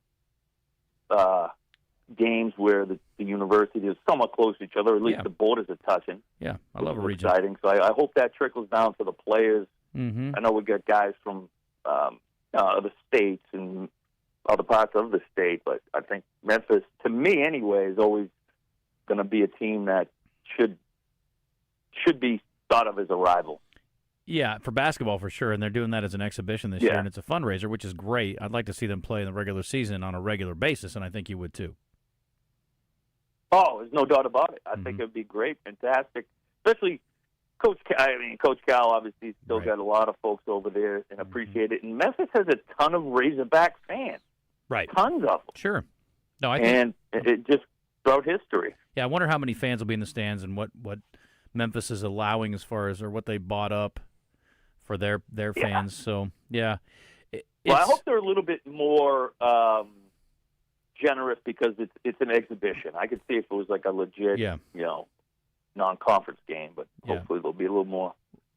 I'm a lot more open. concerned about the football game outcome this week for sure. So I think for Coach Pittman's part, it's got to get done. It's got to get done. And I don't know what the crowd will be like, but I want to see guys playing like their hair's on fire, like their life depends on it, however you want to say it. I got to see max effort. And like I said earlier, like it's not that it doesn't matter, but if you don't win this game, even if you beat Notre Dame, it's like, well, yeah, but we lost to Memphis. I mean, it just – and as good as they are. Yeah. It's no shade at Memphis. They're really good, but you can't lose that game now. Can't. Anyway, they're going to score some points, too. I'll be shocked if they don't. So, over-under – Memphis? Yeah. I mean, I think it goes without saying Arkansas is going to score on just about everybody. So, anyway, we'll see. All right, Pat, we got to cut a little short. We got to talk to Trey. He's at the Stevens Cup today, but I appreciate you, and I thank our friends at River City Flooring. We always look forward to having you on. And heck, basketball's only. Where's the Stevens Cup at? Chicago. Oh wow! Yeah. Oh. So. Sweet. Yeah. You doing good? Yeah, buddy. Excited, buddy. Excited about everything. We're getting close, and we're doing big things. Fun things, and I'm going to see you guys very soon. John Rothstein tweeted out, I think it's 43 days or something to basketball. I mean, it's almost here, buddy. What are we doing? Yeah, no, it's they'll be starting practice up. Some may have already started practicing, September 15 maybe. Yeah. So we'll be getting on campuses soon. No doubt. Well, brother, I appreciate you. We'll talk to you soon. All right, boys. Love you. Take care. All right, love you, buddy. All right, Pat Bradley on the Jim's Razorback Pizza Hotline. We're going to head right back to it and get Trey Schaap on. Where's his open? Christian or the liner? It's on Sport Cuts. Trey is at the Stevens Cup. Get an update from yesterday. I don't know if you guys saw or not. I should have mentioned this in the Red White report, but J.D. Jr. had a pretty nice start to his tournament. They're playing elsewhere. Okay. Coverage of the 5th annual Jackson T. Stevens Cup from Shore Acres Golf Club in Lake Bluff, Illinois is brought to you by Stevens, family owned and operated for 9 decades. We build value on relationships that span generations. Trey? Yes. Hi. How are you? I'm good. John Daly II. Tied for Little third. John. Little John tied for third after 36 holes at Bearcat in Cincinnati. Yeah, he's trying to keep the Razorbacks in it. Speaking of teams from Arkansas, Little Rock. I saw that. Last I looked was in second place. Woo! They are in the middle of their final 18 holes today up there. Yeah, third after the first day, or second day rather, and now up to second, you're saying. So that's good. Good for them and good for him, and we'll keep an eye on that and see what shakes out. What's going on where you are? So they have just started the final 18 holes here at Shore Acres. They were able to get all 36 in yesterday. And on the women's side, Stanford, Wake Forest, Oregon were all tied at first with a 2 over par, pardon me. And Wake Forest's Macy Pate led the way at 5 under par. The number 1 ranked amateur in the world, Oregon's Kiara Romero, was at -4. On the men's side, LSU as a team shot 14 under par yesterday. UNC was second at -10, Arizona -5, and Texas -4. The top 2 teams after today will play match play tomorrow, 1 versus 2 to determine the winner. And then 3 and 4 will play. 5 and 6, they get to go home early. But the individual champions will be crowned. And on the men's side, Noah McWilliams leads the way from LSU. He's at -9. 3 shots behind, Texas is Christian Moss and William Sides of SMU. They're both 6 under. William Sides won last year at Oklahoma City Golf and Country Club. And we wrap up tomorrow, you said? Tomorrow is the match play portion. Yes, they'll tee off about the same time tomorrow. Golf Channel coverage from 3 to 6 today and tomorrow, and it wraps up tomorrow afternoon. How would you rank this course as far as difficulty? It's up there. It's difficult. It's not long, but it is difficult. The green complexes are just ridiculous. You have some greens that you might have 6 foot, 8 feet break on them. And I mean, the elevation changes, the green speeds, they double cut and rolled them Monday morning, yesterday after play, this morning, and we'll probably do it after play again today. It's going to be a great match play course, I think. Okay. Well, we'll look forward to that. Appreciate the report and the update. Stay safe up there. Weather good, I assume? Oh, weather's perfect. Not a cloud in the sky. It's been like this since I got here on Sunday. So, yeah, they're hoping to get another great day tomorrow, but today should be perfect. Well, enjoy it, man. Appreciate the time. All right, guys. Thanks. All right, see you, brother. That's Trey Schaap. Kicking at the Jackson T. Stevens Cup. Appreciate him, appreciate them, and the coverage, and it's all good. Just got a game time announcement for Arkansas State. They are home. I think they're home this week. Playing Kennesaw State this week. I'll double-check where they are. But they're playing at ULM next week. The game's at 2 o'clock, for those of you who are curious in such things. And I know they got Kennesaw this week. I think it was mentioned earlier that they were off this week. So thank you for the point of correction someone sent in. And I thought they were going to, but they were playing at home this week, or playing this week, but I didn't want to step on the toes unless I was sure. They're on the road at Kennesaw this week, so a couple road games coming up. So hopefully they can keep it rolling. They played well this last week and obviously got a tough whistle, but it is what it is, and hopefully they can take advantage. Jordan Wicks coming up in a couple of minutes. Couple of things here off our D3 Auto Sales text line. From the 409, Memphis game is the same as the Arkansas State game. Show up and show the difference. Hopefully they will do it again. I don't know if I'm going to put those two on par, but we'll see. We're still learning about a lot of people. The Texas game is looking like a win to me now. DJ, is it too early? No. Arch came out yesterday and said he's going to play better. I would hope so. I believe him. I believe him, too. Good idea. What do you think is more accurate, the BCS or what they have now? Looking at the tournament last year, the teams they have ranked high like SMU and Boise State was ridiculous. Again, rankings don't matter that much. I still think the best teams win. Agreed. Because the best teams are in. And it may just be the top 4 teams that are the best teams. But inviting a member of the Big 12 or maybe a second team from a not SEC or Big 10 is fine to me. Whatever. Second ACC team, second Big 12 team, even though they may not be as good as the best team in the SEC or the best team in the Big 10.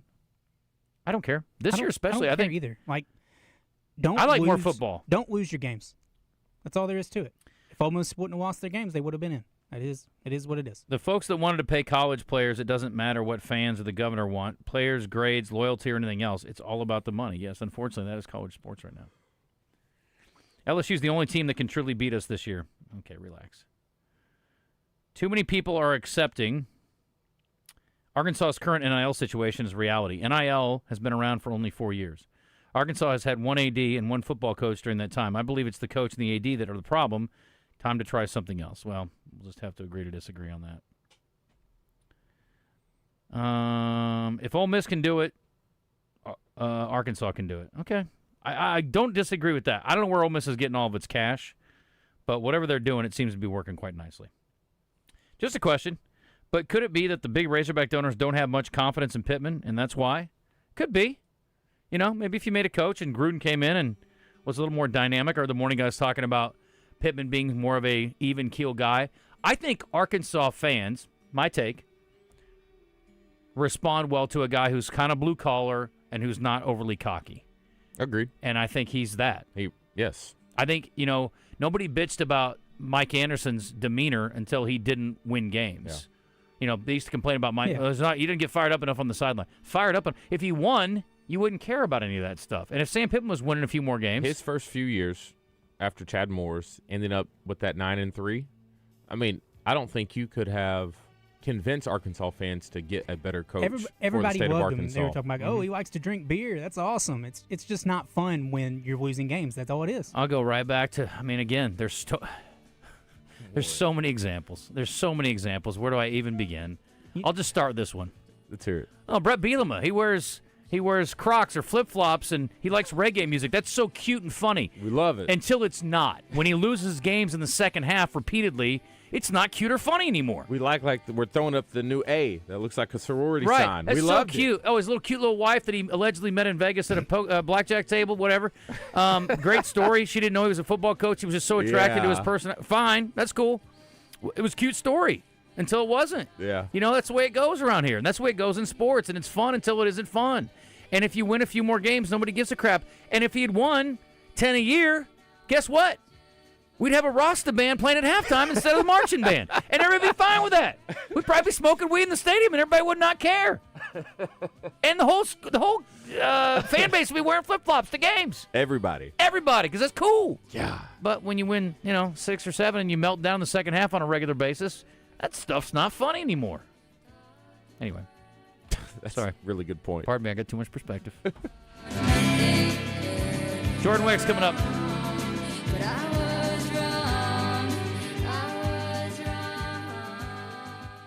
Go to 1037thebuzz.com and register to win tickets to Foul and Flame, November 22nd in Des Arc. Get tickets and more info at foulandflame.com.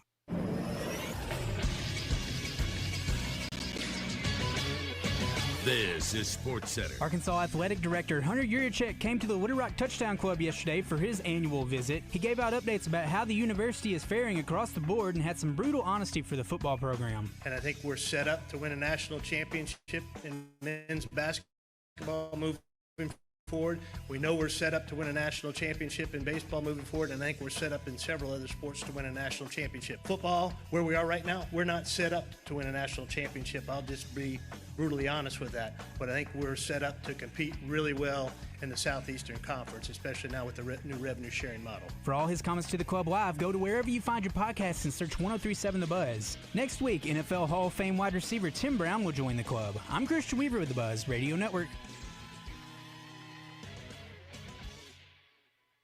Mike Washington gets in the zone with Justin and DJ each week, brought to you by Red River Auto Group. Visit redriverauto.com. Your next ride is waiting for you at Red River Auto Group. Lost in the business jungle? From new or solo proprietors to established multi-owner companies, don't monkey around with your business. There's nothing better than Lion Guidance. For exceptional communication and exceptional results, hire Lion Legal to come roaring to the rescue. It's Justin Acri for CertaPro Painters, and I highly recommend the folks at CertaPro for your next project, whether it's for your home or your business. Interior or exterior, doesn't matter. They always go the extra mile. They painted the exterior of my home before, and what impressed me the most was the attention to detail. They noticed a few boards that need minor repairs before they paint them. They will take care of that as well and save you headaches later on. Schedules fill up fast, so get on the schedule now at CertaPro.com. That's Certa with a C. Each CertaPro Painters business is independently owned and operated. Schedule your free estimate now at CertaPro.com. Hey, it's David Basil from my good friends at Bath Fitter. I've been working with Bath Fitter for over a decade now. They're a family-owned business that's been around for over 40 years. They are the pioneers of the acrylic bath industry. Bath Fitter offers a one-of-a-kind remodeling process that's easy and stress-free. They offer a wide selection of beautiful and functional showers, and with their seamless one-piece walls and hundreds of design options, you can refresh your shower space in no time. They can even convert your existing bath into a shower. Check them out online at bathfitterlittlerock.com and tell them Basil sent you. Arkansas Roundballers Big Joe Klein and Pat Bradley pontificate on Bet Saracen. People ask me, what do basketball players know about football?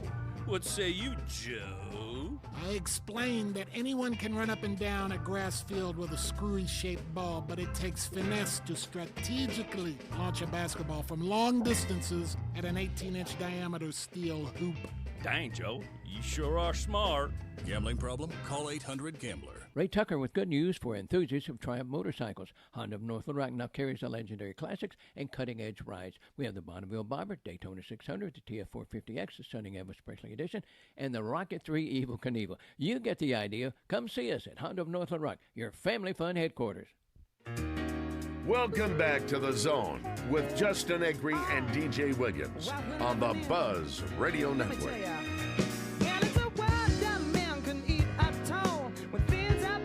Should be small. Who can tell what magic spells we'll be doing for us? And I'm giving all my love to this world, only to be told I can't see, I can't breathe, no, my will will be, and nothing's gonna change the way we live. Found yourself in a tough spot. Need a personal injury lawyer. Alan LeVar. Let's stop playing around. Give him a call. He's going to take care of you. And when it comes to any type of accident, I don't care if it's a dog bite, if you're at the fair, amusement park, a little issue with the ride you're on, get a little injury. Yeah, well, hopefully not that bad. Wrongful death. Those pop up too. Car crash, truck crash, motorcycle crash, any type of accident. Alan LeVar is going to take care of you. He has a whole team of attorneys ready to make sure that they put you in the best possible situation to take one thing off your plate when it comes to how am I going to get compensated for this? I got all these bills. I feel like I need to be taken care of. Alan LeVar is the guy. Over 20 years of experience, and when it comes to settlements, $58 million in settlements, yeah, he's taking care of everybody. We talked about the bottom line a lot this morning. Bottom line for Alan LeVar does not matter. Says he has a little girl out there, and he wants to make sure he keeps all the roads safe. Hopefully one day he gets put out of business, but until then, he wants to make sure he puts everyone in the best possible situation, take care of them. You can go to LeVarLaw.com for more info. From our text line, guys, I think this is a must-win for Pittman. If we lose this Memphis game, it's over. Probably be the time to put Petrino in the interim spot and finish the year out and start over. Sad to say. Well, what if Arkansas loses 17-3? You going to fire Pittman and move Petrino up? Yeah, his offense didn't perform. Let's pump the brakes. They're not firing Pittman after that game, regardless of the outcome. No. Conway native and pitcher within the Chicago Cubs organization, Jordan Wicks, joins the Zone each week this baseball season. Wicks was the Cubs' first-round pick in the 2021 draft and has made several appearances in the big leagues early in his career. He's brought to you by GM Giant, Crain Buick GMC. Family-owned, they pride themselves in delivering personalized service and dedication to customer satisfaction. For more information, go to CrainTeamConway.com. Cubs with a shutout victory yesterday. Jordan, welcome back on the Jim's Razorback Pizza Hotline. There are only a dozen regular season games left. And, of course, the Cubs are going to be playing into the postseason unless something really, really weird happens. But welcome back, and hard to believe for us. Although it feels like 162 games goes fast for us. For you, it may feel like it's 362 games. I don't know. Man, that season, it's a long season. But yeah, it's kind of crazy. You look up and all of a sudden there's a couple weeks left, and it's about to be postseason baseball time. Which I don't think there's anything better than postseason baseball. How big of an advantage is it to win the division versus being a wild card, in your opinion? So I'll have a differing opinion on this. I think it's almost a little bit of a. So it's always nice because you have home field. Mm-hmm. But the thing that has really killed some teams in the playoffs is those 5 or 6 days you have off after playing for 7 months in a row can really cause some problems with some teams. Like getting the buys recently has almost been a little bit of a disadvantage for those teams because they kind of, they try to simulate games and things like that to keep them going. But I mean, it's, that time down can really throw a wrench in. Like if you're playing really good baseball, you almost don't want the bye, so you can just keep rolling. So, so a lot of times it's created. A lot of times that's why you've seen those teams with buys, get beat in the first round. So the Cubs would be, let's just assume the season ended today, the top wild card, which means they would not play the Brewers in the next round if they won in the wild card. Is that right? No, I believe they would play whoever the second wild card team is, because the third wild card team plays the team that wins the division with the worst record. Gotcha. So I think right now it's maybe the Dodgers, I think, would play the third wild card team. Okay. But yeah, I think right now the Padres are second in the wild card if I'm correct. So I think right now it would be San Diego coming to Chicago for 3 if it ended right now. It's a best of how many? Best of 3 in that first round. And what's the format? Is it 2-1 or is it 1? How does it work? No, it's all 3 in one spot. So Chicago gets to be home at least, so that's nice. Yeah. Okay. Yeah, so you're home for all 3 in that first round, and then it goes, the next round's 5, and then the ALCS and the World Series are obviously 7, or NLCS and World Series. All right, well, with 12 games to go, what are the biggest storylines? Obviously, what Raleigh's done in Seattle, which you've been talking about since week 3 of the season, has been amazing. And now Schwarber has gone absolutely crazy for a guy who already hits a lot of home runs, and he's now taken over in the National League. So other storylines that have stood out to you about teams or players this year? Yeah, I think some of the biggest ones are, it's really tight in the NL Rookie of the Year case will be tight. You got Drake Baldwin with the Braves. Obviously, one of my best friends and my personal pick, I think Cade Horton with us should be the NL Rookie of the Year. We won't find out that stuff until later after the postseason, but those are some pretty tight races there. The betting odds seem to have Judge pulling away in the AL MVP, I think, which is a little bit interesting to me. I think a catcher hitting 54 home runs should be the MVP 10 times out of 10. And he's also doing a lot of other things, right? I mean, like is it RBI or average or whatever? I know Judge is having a remarkable year, but what Raleigh's doing, especially the position he plays, is insane. Yeah, I mean, just the workload that catchers have defensively and offensively, and to hit that many homers and carry a team that well, I think it's unbelievable. Judge is number 1 in average right now, so I will give him that. Mm-hmm. He is 4th in home runs, and as far as RBI, Raleigh is 3rd, and Judge is back a little bit in RBI, so he's 8th. Still pretty darn good. Yeah, they both had. I mean, I don't know about co-MVPs or something, but they've both been amazing. But yeah, when you factor in what he's doing defensively, it's pretty remarkable for sure. It'd be like a shortstop, dominating offensively, and you don't see that very often either. Right. Anyway. Okay, well, let's get outside of there. Let's talk about your Cowboys. My gosh, what a game. It was funny because Russell Wilson rolled back the clock until he didn't. And then he threw a terrible pick late in the game, and Dallas finds a way to win on another field goal. I'm not saying they should build a statue to the Cowboys kicker just yet, but dear Lord, what a performance the other day.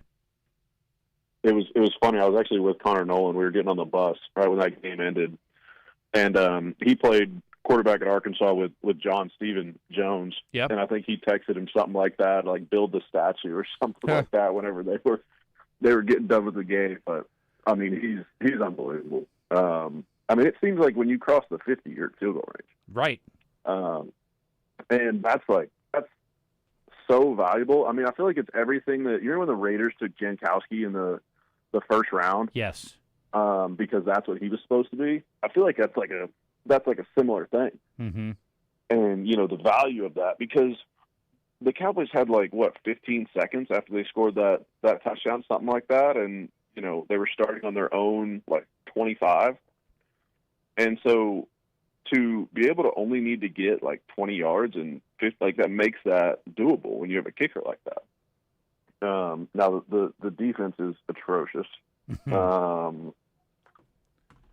I mean, it's, I don't know who has a worse defense, the Hogs or the Cowboys. Ooh, I mean, which, that's aggressive. Too soon. Whoa. Now, my buddy said, how bad are the Cowboys' defensive backs? And I was like, right now as bad as Arkansas. I'm like, I can't really tell the difference. So that's fair. Completely fair. And I think Arkansas looks good overall. Yeah. The offense looks great. Well, offense is awesome. They killed K-State, I can tell you that. Yeah, they would. They'd outscore them because I think they'd thump Iowa State too, unfortunately, but that's neither here nor there. Yeah, Arkansas State had a chance there. Yeah, they got screwed, frankly. I don't know if you saw that. Those calls were terrible. That holding call was so bad. The pick play I had no problem with, but the holding call was ridiculous. Yeah, the hold was bad. Yeah, it was. Even John Gruden went off about it yesterday. So a lot of things have happened over the weekend. Jaden Daniels, knee injury, questionable for the game this week against the Raiders, who, by the way, got thumped at home last night by Seattle. Very non-competitive performance offensively by the Raiders, who started out with a pick. Geno Smith's first ball gets caromed off and picked off, and not good. He throws two more, in the night. And then what a performance by Tampa and Baker. Baker was down great. The field. Yeah. That was awesome to watch last night. J.J. McCarthy's out 2 to 4 weeks with an ankle sprain. Carson Wentz time. Vikings just got better. The sixth team he's played for, Carson Wentz. Yeah. Pretty amazing. He's bounced around after the Eagles. I don't weep for Cincinnati because I don't care one way or the other, but I do feel bad for Joe Burrow. He's going to miss 3 months with a toe injury. That sucks. Yeah. And Justin Fields got his marbles shaken up, and he's out because of concussion protocol for the time being. We'll see how long that lasts. But a lot of injury issues with QBs last week. Trey Hendrickson to the Cowboys now that Joe Burrow's out. What about Trey Hendrickson? Okay.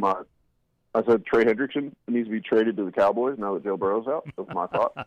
Jerry's playing 4D chess. He trades Michael Parsons, pays Deron Bland, who's now injured, but he knows that he's going to have to pay this kicker because his contract's going to come up and he's going to reset the market for kickers. Yeah. He's going to make $30 million. Jeez. For how many years? He's not going to make $30 million for a kicker. For reset the market means he's going to get $6 million a year. Yeah, it's $6 million a year over 5 years is what I mean. Okay. So. And then watch Clowney become an all-pro, and Jerry's going to look like a genius. Yeah.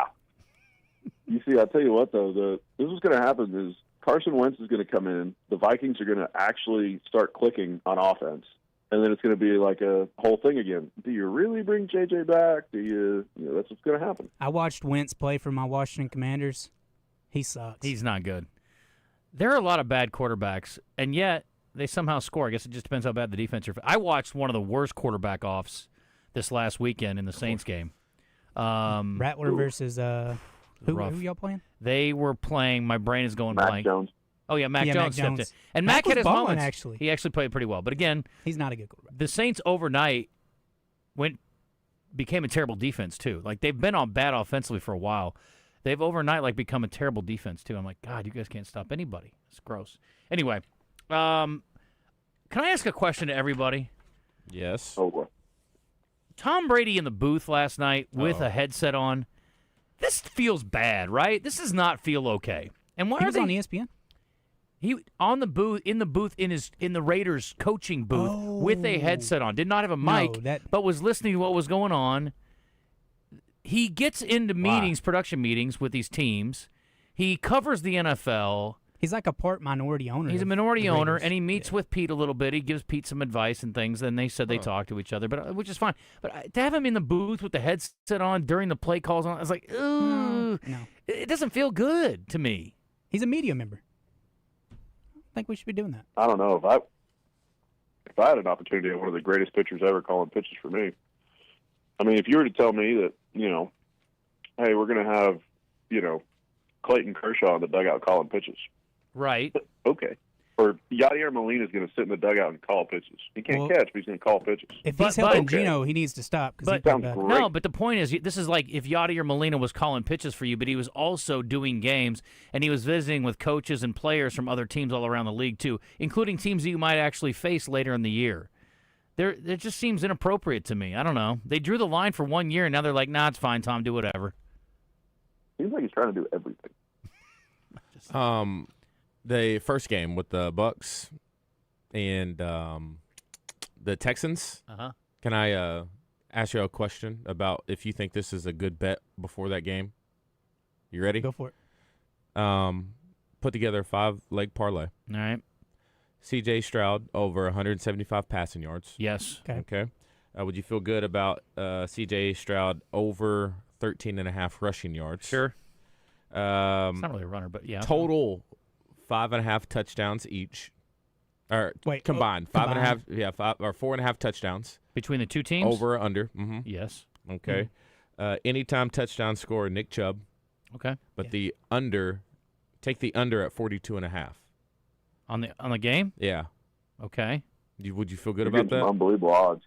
Sure. Plus 4,000. Okay. Was the odds. What'd you miss? I didn't miss anything. Ebony hit it all. Okay. Nailed it. $5 bet, $225 win. But this is how it came down. And I said, babe, you realize they can't kick more than 2 field goals or you're done because you need 5 touchdowns. Right. Like, that's not an option. Listen, buddy, she's playing chess and you're playing checkers. We don't understand her thinking. She's in it. She was just like, I don't know. I feel really good about this. I said, the odds of this happening are just – and so towards the end of the game, never seen my girlfriend so locked in on a TV screen before in my life. Yeah. Texans get down to the goal line, 4th and 1. They take Nick Chubb out of the game. Then what are we doing? And then they throw it out of the end zone. She said, we're done. I can't do anything. Then they had that little thing, or that kick return or whatever. Possession back and forth. This is all less than 2 minutes. Yeah, it was a wild ending to the game. Then out of nowhere, Nick Chubb, we look up at the TV, was like, oh, my gosh, he just has a rushing touchdown, like 25 yards. She was just like, what? Yes. It's getting wild now. It was a great game. And then we're just like, oh, my gosh. They went for 2 and didn't get it, I'm pretty sure, at the end. We said we can't let them get the 2. She was just like, what happens if they get the 2? Well, if they go down there and score, you're screwed. They didn't get the 2. Oh, she's locked in. We're at Chili's last night. You would think she's the biggest Tampa Bay fan of all time. Baker goes down, scores her touchdown. She gets her under, wins her money. We'll have a discussion about that later. It's a big-time bet. I have an issue with the Chili's thing. Chili's part? The rest of it's fine. Whoa. All right. Don't you hate on Chili's? Oh, God. What? Jordan, we got to run. I appreciate the time. Always. Thank you. No. There's only 1,000 places I would go before that. No. Thank you to Crain Buick GMC of Conway. And appreciate you, Jordan. We'll talk to you next week. Where are you guys this week? Thanks, guys. We're at home in Des Moines. Let's go. Perfect time of year to be in the Midwest. Home sweet home. Trey's over to the east. He's in Chicago at the Stevens Cup hanging out. It's a good time of year to be up that way. So, all right, brother. We'll talk to you next week. Awesome. Thanks, guys. Thanks, man. Ridiculous. Southwest egg rolls? You're real independent, so your parents be bugging. But if you ever need a place to stay, come around my way.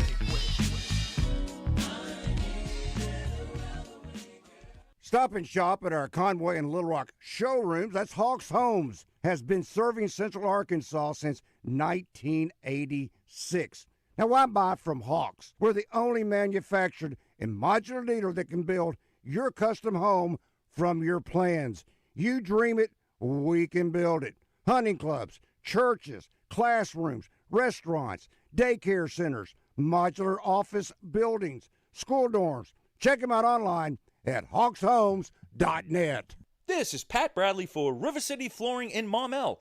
If you need an upgrade to your flooring or new custom shower, come see my friends at River City Flooring in Maumelle and get up to 36 months same as cash for your new flooring or bathroom remodel. They carry the largest selection of waterproof flooring, carpet, tile, hardwood, and granite countertops. Come in and take advantage of their buy now, pay later special and get up to 36 months same as cash. The sale ends soon, so don't wait. I'm retired, newly retired, so this was my first summer not working. again. But I had problems with my shoulder. I mean, it was just like 1,000 needles going into my shoulder. Mike didn't want surgery. 6 months in a sling was not how he planned to spend retirement. That's when he heard about QC Kinetics regenerative treatments. It's a free appointment. And after the first treatment, the next day, I went out and played golf. The pain just wasn't there. No drugs, no surgery. Just your body's own natural healing power. Orthobiologic concentrated and placed exactly where you need them to go to work. I couldn't have asked for a better experience. I don't want to take on Mike Tyson, but he'd know I was there. Now Mike's heading back to QC Kinetics to get his knees treated. It changed my first summer being retired. It's one I can remember instead of regret. Get back to doing what you love. Call QC Kinetics today to schedule your free consultation. Call QC Kinetics, 501-214-5880. That's 501-214-5880. 501-214-5880. Founded by the dynamic music duo Cliff and Susan Prowse, Big Red Dog Productions, your gateway to music excellence, offering music production, artist development, with a proven track record of award-winning events. From recording the songs you've written to learning how to book and play crowd-engaging shows, their Entertainers Academy can ignite your music career. Visit BigRedDogProductions.com. Your path to a full-time music career awaits. Make your yard the envy of the neighborhood with Cabot Outdoors. Right now, purchase a Hustler Fast Track Series mower. Get your choice of a free pressure washer or generator. An unbeatable bonus of up to $799. For the month of September, get an extra $500 off. Supplies are limited. Offer ends September 30th. The Hustler Fast Track delivers precision, comfort, and durability for homeowners who demand more. Cabot Outdoors, 901 South Pine Street, Cabot, or take a look on Facebook. You're back in the zone. Did we say something stupid or wrong? Well, let us know by messaging us on our Guatney Chevrolet Live fan feedback or by texting our D3 Auto Sales text line at 501-661-1037. Now, let's get back to the show. All right, welcome back in. Thursday, I'm making my way down to Benton, taking the Congo Road exit. Gonna go to the Wood Grill Buffet. Oh, I thought you were gonna go see the Panthers. I'm hungry. You know what I mean? Gotta eat. Mm-hmm. 300 options on this menu. Yeah. I would say for picky eaters, good luck walking in there and out without finding something you like. And they got it all. You should take a look at their website right now at Wood Grill at Benton over there.com. Check it out. The cool thing about it is we're trying to save people money. We know, me growing up at least, buffets were it because I was hungry. So were my sisters. And so are my friends. And we just wanted to eat and then eat again and then eat some more. Growing young man, you got to feed them a lot. And you might as well try to save as much money as possible. Right now, if you head out there for lunch, they're open Thursday through Sunday, though. Make sure you put that on your calendar. But you can go there for lunch, and an adult can get a whole buffet meal for as little as $13, okay? And then on the weekends, the prices go up just a tad, and for dinner as well. But when I say just a tad, I mean it. You can get a whole buffet dinner for around $17, $18. It also gets steaks included in this, all the sides you can handle. I was looking for a place that has some good mac and cheese. My friends over there at Wood Grill Buffet, they're going to take care of you over there in Benton. Come have lunch with me Thursday at the Congo Road exit. Jim's Razorback Pizza Hotline. That's where we find Eli Crainer standing by. And you've heard from guys, DJ. You just talked to a young man that said, what did he want? He wants all that smoke. All that smoke. There's a book out now by John T. Edge called House of Smoke. Oh. And Eli's here to talk about that. And he's also got a big event coming up soon that we're going to talk about. And I am working on, with your help, Eli, the chance to maybe get Seth Wickersham on the show. But anyway, welcome back. How are you? All is good, man. Yeah, I'm excited about all that. I was hanging with John T. this past weekend down in Jackson, Mississippi at the Mississippi Book Festival. So he knows Seth pretty well, and I hope all that works out. I think it'd be a cool spot. I had a conversation with your friends. It's Six Bridges Book Festival, right? Is that what it's called? Six Bridges Book That's it, yeah. And I sent her my info, and she's supposed to email me some stuff, but I haven't seen anything yet. Anyway, so if you talk to her, you might want to follow up for me, if you don't mind. Yeah. All right, so tell me about House. Drew will get it. But House of Smoke, man, it's out today. So if you're a fan of SEC Network's True South, John T. Edge is the host. John T. is a Georgia boy who has spent the last 20-some-odd years in Oxford, Mississippi. And he started this thing called the Southern Foodways Alliance, got kind of his start with, riding, kind of maybe the South's Anthony Bourdain, but really has evolved that into all sorts of stuff regarding Southern culture. So this book is a memoir. It's a departure from his food writing. It really tells the story of his life.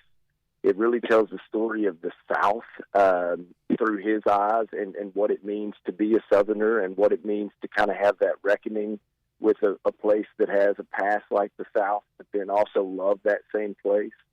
So heart-wrenching in a lot of ways. He gets deep into his family history with his mother, her struggles through addiction, his father, and just a wow. I mean, dude has lived a wild life. Like, I'd gotten the book finished up right before I saw him. And when I saw him, I mean, every book I've ever published has scared me in some way. Before that book, releases, I'm always kind of like, oh, man, this is about to go out into the world. And I told him when I saw him, I was like, I can't imagine that feeling when it is all your life on display, a memoir. And so anyway, I highly recommend this book. I think you'll probably be hearing lots and lots about it. And he's doing kind of an SEC tour with that show, True South. So that kicks off today, and he'll be down in the belly of SEC country. He's not actually coming up to Arkansas for it, but he'll be around. Tell people about the Six Bridges Festival again real quick for those who missed it last week. Yeah, so it's a perfect fit for this audience because this year they have wisely scheduled this event on October 4th, which is an Arkansas Razorback bye week. Yes, it is. So you're hanging around Little Rock that Saturday. It'll mostly be down. I think our event's in the Ron Robinson Theater. There'll be stuff going on all day. It's amazing the amount of different talent they have coming in. A guy named Wright Thompson, who's the executive producer on SEC Network with True South. He wrote a book called The Barn. He wrote a book called Pappy Land, which talks about how that bourbon got to be such a big deal. It's a great read. That may be the last book good. I read, other than one of yours. Yeah. So we'll have those guys and all sorts of others. So if you're listening and you're interested in seeing any of those guys, it's happening on the Arkansas bye week down in Little Rock's River Market. Okay, I love it. All right, buddy, we'll catch up next week. Thanks, Eli. Appreciate you guys. See ya. Mississippi Blue 42. Pick up a copy soon. That's Eli Crainer on the Jim's Razorback Pizza Hotline. Question of the day yesterday. Are you more or less optimistic about Arkansas football after 3 games? Doesn't happen often, Christian, but about a dead heat here, 50-50 almost. 51% less, 49% more. Today it's about Hunter Yurachek, and how we trending there? We are trending at, pulling it up, do you like Hunter Yurachek, yes or no? 58% no. Yeah, that sounds about right. More D3 Auto Sales text offerings coming up. We've got some live fan feedback through our Listen Live button brought to you by Gwatney Chevrolet, our friends in Jacksonville. And entertainment, birthdays. Susan Erwin Prowse will call in for a minute. She's busy today. And plenty more to get to. It's a busy final hour, so don't go anywhere. I would hate for you to miss it. I really would. Don't do it. That'd be devastating. Gotta lock in. Yeah. By the way, Buzz Golf Tournament's coming up. Ooh. Right around the corner. It is October 14th down at Rebsman. You can register your team now at 1037thebuzz.com. Thank you, Tito's Handmade Vodka. Shipments of spring and summer fashions are arriving at Bell & Sword. That means swimwear from Saks, Peter Noir golf wear and shirts, Johnny O's store within a store. Be sure to check out the Faraday line and Martin Dingman shoes and leather goods. So hurry in for a great value on quality men's clothing at Bell & Sword for your spring and summer items, and you'll look fantastic. Bell & Sword, 1011 Oak Street in downtown Conway on Facebook and Instagram. It's hot outside in Arkansas, but you can cool off in style at Hubbard Power Sports, Can-Am, and Sea-Doo of Russellville. Whether you're racing across the waves or just soaking up the sun, we've got the latest and greatest Sea-Doo personal watercraft and Sea-Doo switch pontoons to turn up the fun and beat the heat. Come in today to check out our awesome deals, take advantage of rates as low as 0% on select models, and get the perfect ride for the rest of your summer adventures. Fast, friendly service, and a whole lot of splash. Come see us in Russellville or at hubbardpowersports.com. Get in the conversation with live fan feedback at 1037thebuzz.com. Presented on The Zone by Gwatney Chevrolet in Jacksonville.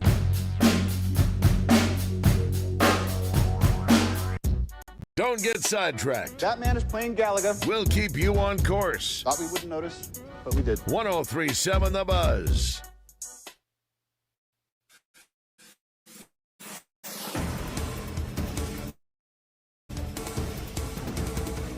In a press conference on Monday afternoon, North Little Rock police gave new details into a shooting at a North Little Rock high school football game. They say a man in the visitor section was shot in the side Friday night, but is expected to survive. Police don't believe he or anyone else inside the stadium was the intended target, saying the shot wasn't believed to be fired from anywhere on campus. But police are still searching for the suspect and asking for cell phone video or photos from inside or outside the stadium when it occurred. And a man mauled by a bear in Franklin County earlier this month has died. 72-year-old Vernon Patton was working on a gravel road near Mulberry Mountain Lodge Park when the bear attacked him. 2 game wardens killed the bear. This was Arkansas's first reported bear attack in 25 years. For the Buzz Radio Network, I'm KRK's Gary Burton Jr.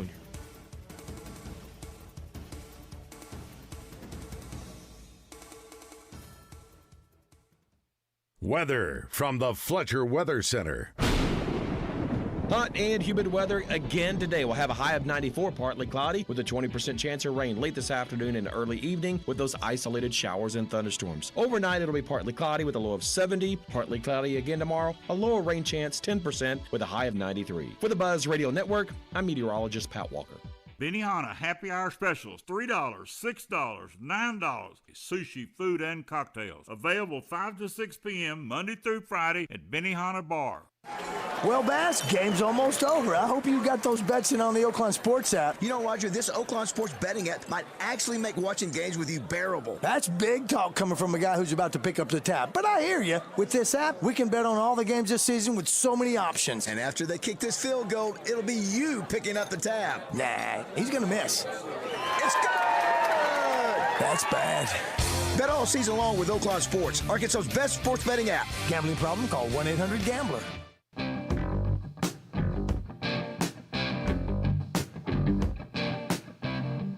I'm Dr. Lowry Barnes. When it comes to orthopedic care, there's no place like the Orthopedic and Spine Hospital at UAMS Health.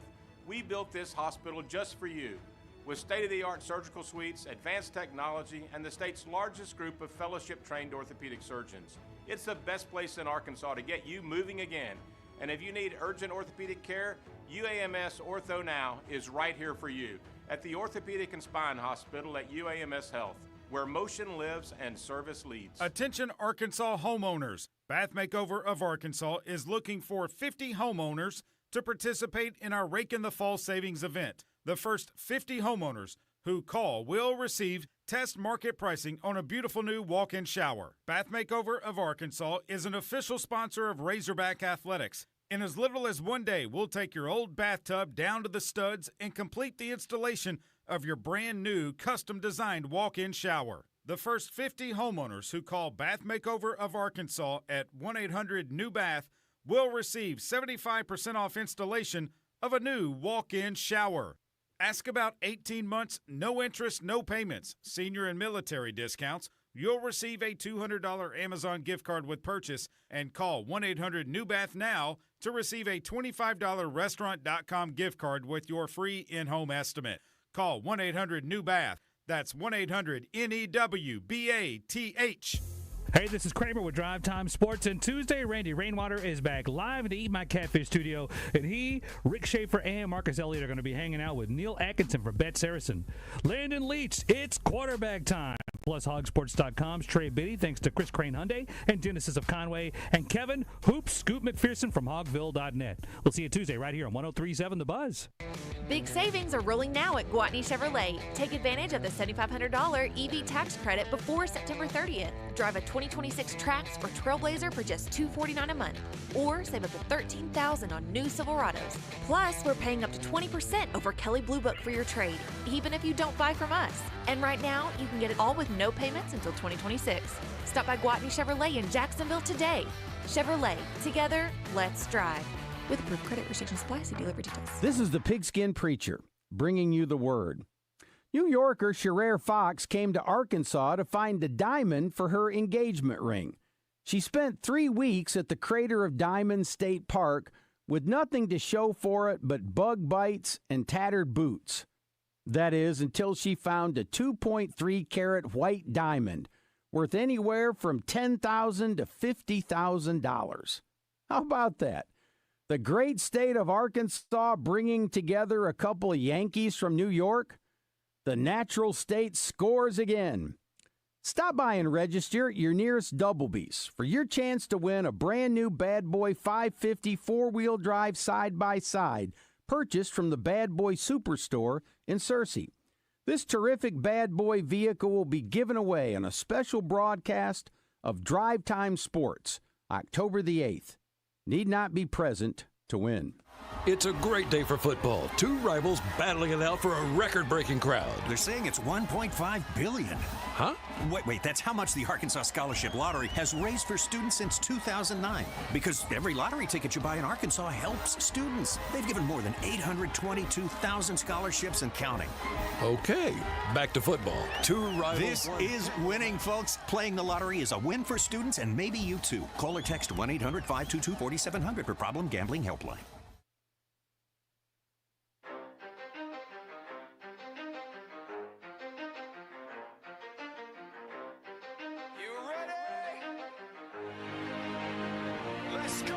You're in the zone, coming to you live from the Oaklawn Hot Springs Studio. Oaklawn, Arkansas's only casino resort. Now, here's Justin Acri and DJ Williams on the Buzz Radio Network. This is 10% luck, 20% skill, 15% concentrated power of will, 5% pleasure, 50% pain, 100% reason to remember the name. Like, he doesn't need his name up in lights, he just wants to be heard, whether it's the beat of the mic. Feels so unlike everybody else, alone in spite of the fact that some people Hello, Clarice. Still want you to watch that Heretic movie. You know what I just saw is a trailer for the new, it's a Netflix movie on the life of Ed Gein. Who's that? He is a serial killer from Wisconsin. Okay. And a lot of modern-day horror movies have been based on some of the sick blank that he did back in the day. He was a psycho. He was a psycho's psycho. You know, they say, oh, that guy's a man's man. This guy's a psycho's psycho. Well, he set the bar. Yeah, I mean, there's guys like if you had a room filled up with, like, let's just say, like, Dahmer and the Son of Sam killer, right? It'd make them nervous. And then you get, like, you throw in, like, who's my guy from Manson. Stick Manson in there. Charlie. Charlie. They're all sitting around like just some of the craziest psychos you ever saw. And they're like, bro, we are wild. But that Ed Gein, whoa. Damn. No. I am not kidding. Give me something. Google it, dude. Google the guy. What did he do? What didn't he do? Serial killer? You know how, like, in Silence of the Ed? Lambs, Gein, Gein. Remember in the Silence of the Lambs? You ever seen that? Popped up. Yes. It's because it was listening to us. Yeah. Where he, like, is trying to build a woman's suit out of human skin. Yeah. It's an Ed Gein favorite. Like, there's some Leatherface stuff in there, like Texas Chainsaw Massacre kind of stuff, and, like, this guy's wild. Ed Gein. Yeah. Yeah, he was crazy. I was telling DJ, like, if you put, like, a collection of serial killers in a room, they're like, yeah, but, dude, Ed Gein, though. Ed Gein was damn. crazy. He was next level. This Netflix special they're doing, movie, it's obviously, it's a... Yeah, like they done one with the Melendez brothers and stuff. Yeah. Menendez, yes. Yeah. I'm telling you, I watched the trailer this morning. I was getting Isn't it shivers. Charlie Hunnam? Huh? Isn't Charlie Hunnam playing him? Yes. And I was getting shivers watching it. And it was like 8 in the morning with the sun up. I was freaking out. I was like, if I'm watching this at night, bruh. Yeah, he was making like lampshades and stuff, people's skin. Yes. Nasty stuff. He was Weird. known as the Butcher of Plainfield or the Plainfield Ghoul. Ghoul is a great word, isn't it? Underrated. Yeah, it looks wild. It comes out October 3rd. I'm going to watch it. Okay. May have some nightmares. It looks terrible. Here's how it's sold. Serial killer, grave robber. And I'm not even going to tell you what he did with the bodies. Psycho. In the frozen fields of 1950s rural Wisconsin, a friendly, mild-mannered recluse named Eddie Gein lived quietly on a decaying farm, hiding a house of horrors so gruesome it would redefine the American nightmare. Driven by isolation, psychosis, and an all-consuming obsession with his mother, the movie Psycho. See, a lot of modern-day horror from this cuckoo person. Maybe he modeled it. I don't know when Psycho came out. Late 50s. Okay. I don't know when Ed Gein was caught. Gein's perverse crimes birthed a new kind of monster that would haunt Hollywood for decades. From Psycho to the Yes, Texas we go. Chainsaw Massacre, to the Silence of the Lambs, Gein's macabre legacy gave birth to fictional monsters born in his image and ignited a cultural obsession with the criminally deviant. Ed Gein didn't just influence a genre. He became the blueprint for modern horror. That's solid. I know. I want to pee my pants a little bit. I'm excited to watch this one. They chat PT that. Had to. I wrote my whole bio with ChatGPT yesterday. It was Solid. awesome. Great. He's very complimentary of you. Felt super important. And it was What very if you had factual. what if you had told it to write a bio about you and then it just came out and it was awful? It was like, Justin Acri really sucks at being a host. It was great. And at the end it said, and DJ Williams slept with his wife. It was really disappointing. That ChatGPT won't let it go, man. That's not true. It's not true. Today's entertainment report is brought to you by Bell & Sword Gentlemen's Clothing in Conway. Check them out on Facebook and Instagram or stop by Bell & Sword's new and larger location at 1011 Oak Street. Do you have access to the Buzz Tweeter, Christian? I do. Could you stick on there that we're going to give away Nate Bargatze tickets for birthday trivia in about 20 minutes? Yes. We're going to give away Nate Bargatze tickets in 20 minutes. I am also making an effort to get Nate Bargatze on the show this week. The Emmy, not award-winning, but Emmy show hosting. We've had him on before. We did, but it was early in the Before morning. he became. No, he was well big, known, but but- not as big as he is now. He is not a morning person at all. He is he lives like a rock star as far as his sleep habits go. He's a stay up late guy, get up late guy. Like if he's up before 11, it's like a big deal. So he was on with us in the morning, but it was begrudgingly. Now, he was great, very nice. Yeah. But he is not an early riser. So if we can get him on more in his time slot, I think he'd be a lot more fun. He loves to talk about golf. And obviously he's had some really cool experiences since we had him on last time. So hopefully we can get him on. But I'm going to go see him Sunday. Okay. So that's this Sunday? It's this Sunday. We have tickets Wow. to give away. Yeah. I bought some tickets yesterday. All right, in the world of entertainment, DoorDash is reporting. You guys tell me BS or you buy it, okay? BUI or BS. DoorDash reports that pecan has overtaken pumpkin spice as its top fall flavor this year. The Food Institute notes pecan products are spreading nationwide from candy bars to pecan oat milk coffee. I get it from Starbucks. Pumpkin, caramel, and apple still lead, it says, elsewhere, but pecan's on the move, apparently. I'll take hazelnut over pecan. That pecan crunch latte, it's really good. From? Starbucks. How many calories? Couldn't tell you. I need to tighten up, DJ. Don't drink it then. Fatty 2x4. I want something that tastes good, but it's not going to kill me. Yeah. As far as calories go. It's good though. Although I did walk in last night after doing the Nathan Brown show and ate a Toll House ice cream sandwich, and Was it damn, good? they're so they're good. so good. They're like, there's got to be crack in there. It has to be. They're not normal. And how does the cookie stay so soft when it's frozen like that? Makes no sense. It's amazing. I don't even care what preservatives they have in their Toll House. You're doing it. Oh, by the way, sidebar, this is for Westmore. He loves sports stories in the middle of the entertainment report. This just occurred to me. Squirrel. Oklahoma is playing volleyball at UCA this Sunday at 5 o'clock. So if you're looking for something to do, it's free. It's at the Ferris Center. So they're trying to pack the Ferris Center. I'm trying to pack Sunday the Simmons Bank Arena because I want the Nate Bargatze show to be the largest comedy show that has ever happened in North Little Rock. Nice. Do you guys know that they just had that female comedian here last week? What's her name? Oh, Leanne Cummins? Whitney Cummins? No, Whitney Cummings coming to Hot Springs. Anyway, her name is, I can't think of her last name. Anyway, it's Leanne something. She's Yeah, I Southern. know you're talking Anyway, she did 12,000. And Nate Bargatze's on pace to do more than that, but still well shy of the all-time record. Do you know who has the #1 comedy show in history of Simmons Bank Arena? Kevin Hart. Is it a solo act? Kevin effing Hart. Gross. So I need Nate Bargatze to get to 14,001. Just so he can have the designation and the distinction. Because you know my feelings. Leanne Morgan. Thank you, Denise. Cannot stand him. You know this. I'm like, 14,000 people sat and watched the show and didn't laugh? Seems silly. Anyway. Ellen DeGeneres is facing some legal trouble. You guys are going to have to help me on this one. They say the wheels of justice turn slowly, but this is really something. A woman is suing the former talk show host for negligence, alleging that Ellen ignored a stop sign while driving in Santa Barbara, which there's so many beautiful things to see in Santa Barbara. I can almost give her a pass. Caused her to crash into the side of the plaintiff's car, according to court documents obtained by People magazine. The intersection where the incident occurred is controlled by stop signs in all directions. Would you like to guess when the wreck was? 2017. Let's go 2009. It's 2023, but the point is it's been 2 years since the wreck. And this woman's like, yeah, now I want to sue. No. What have we been doing?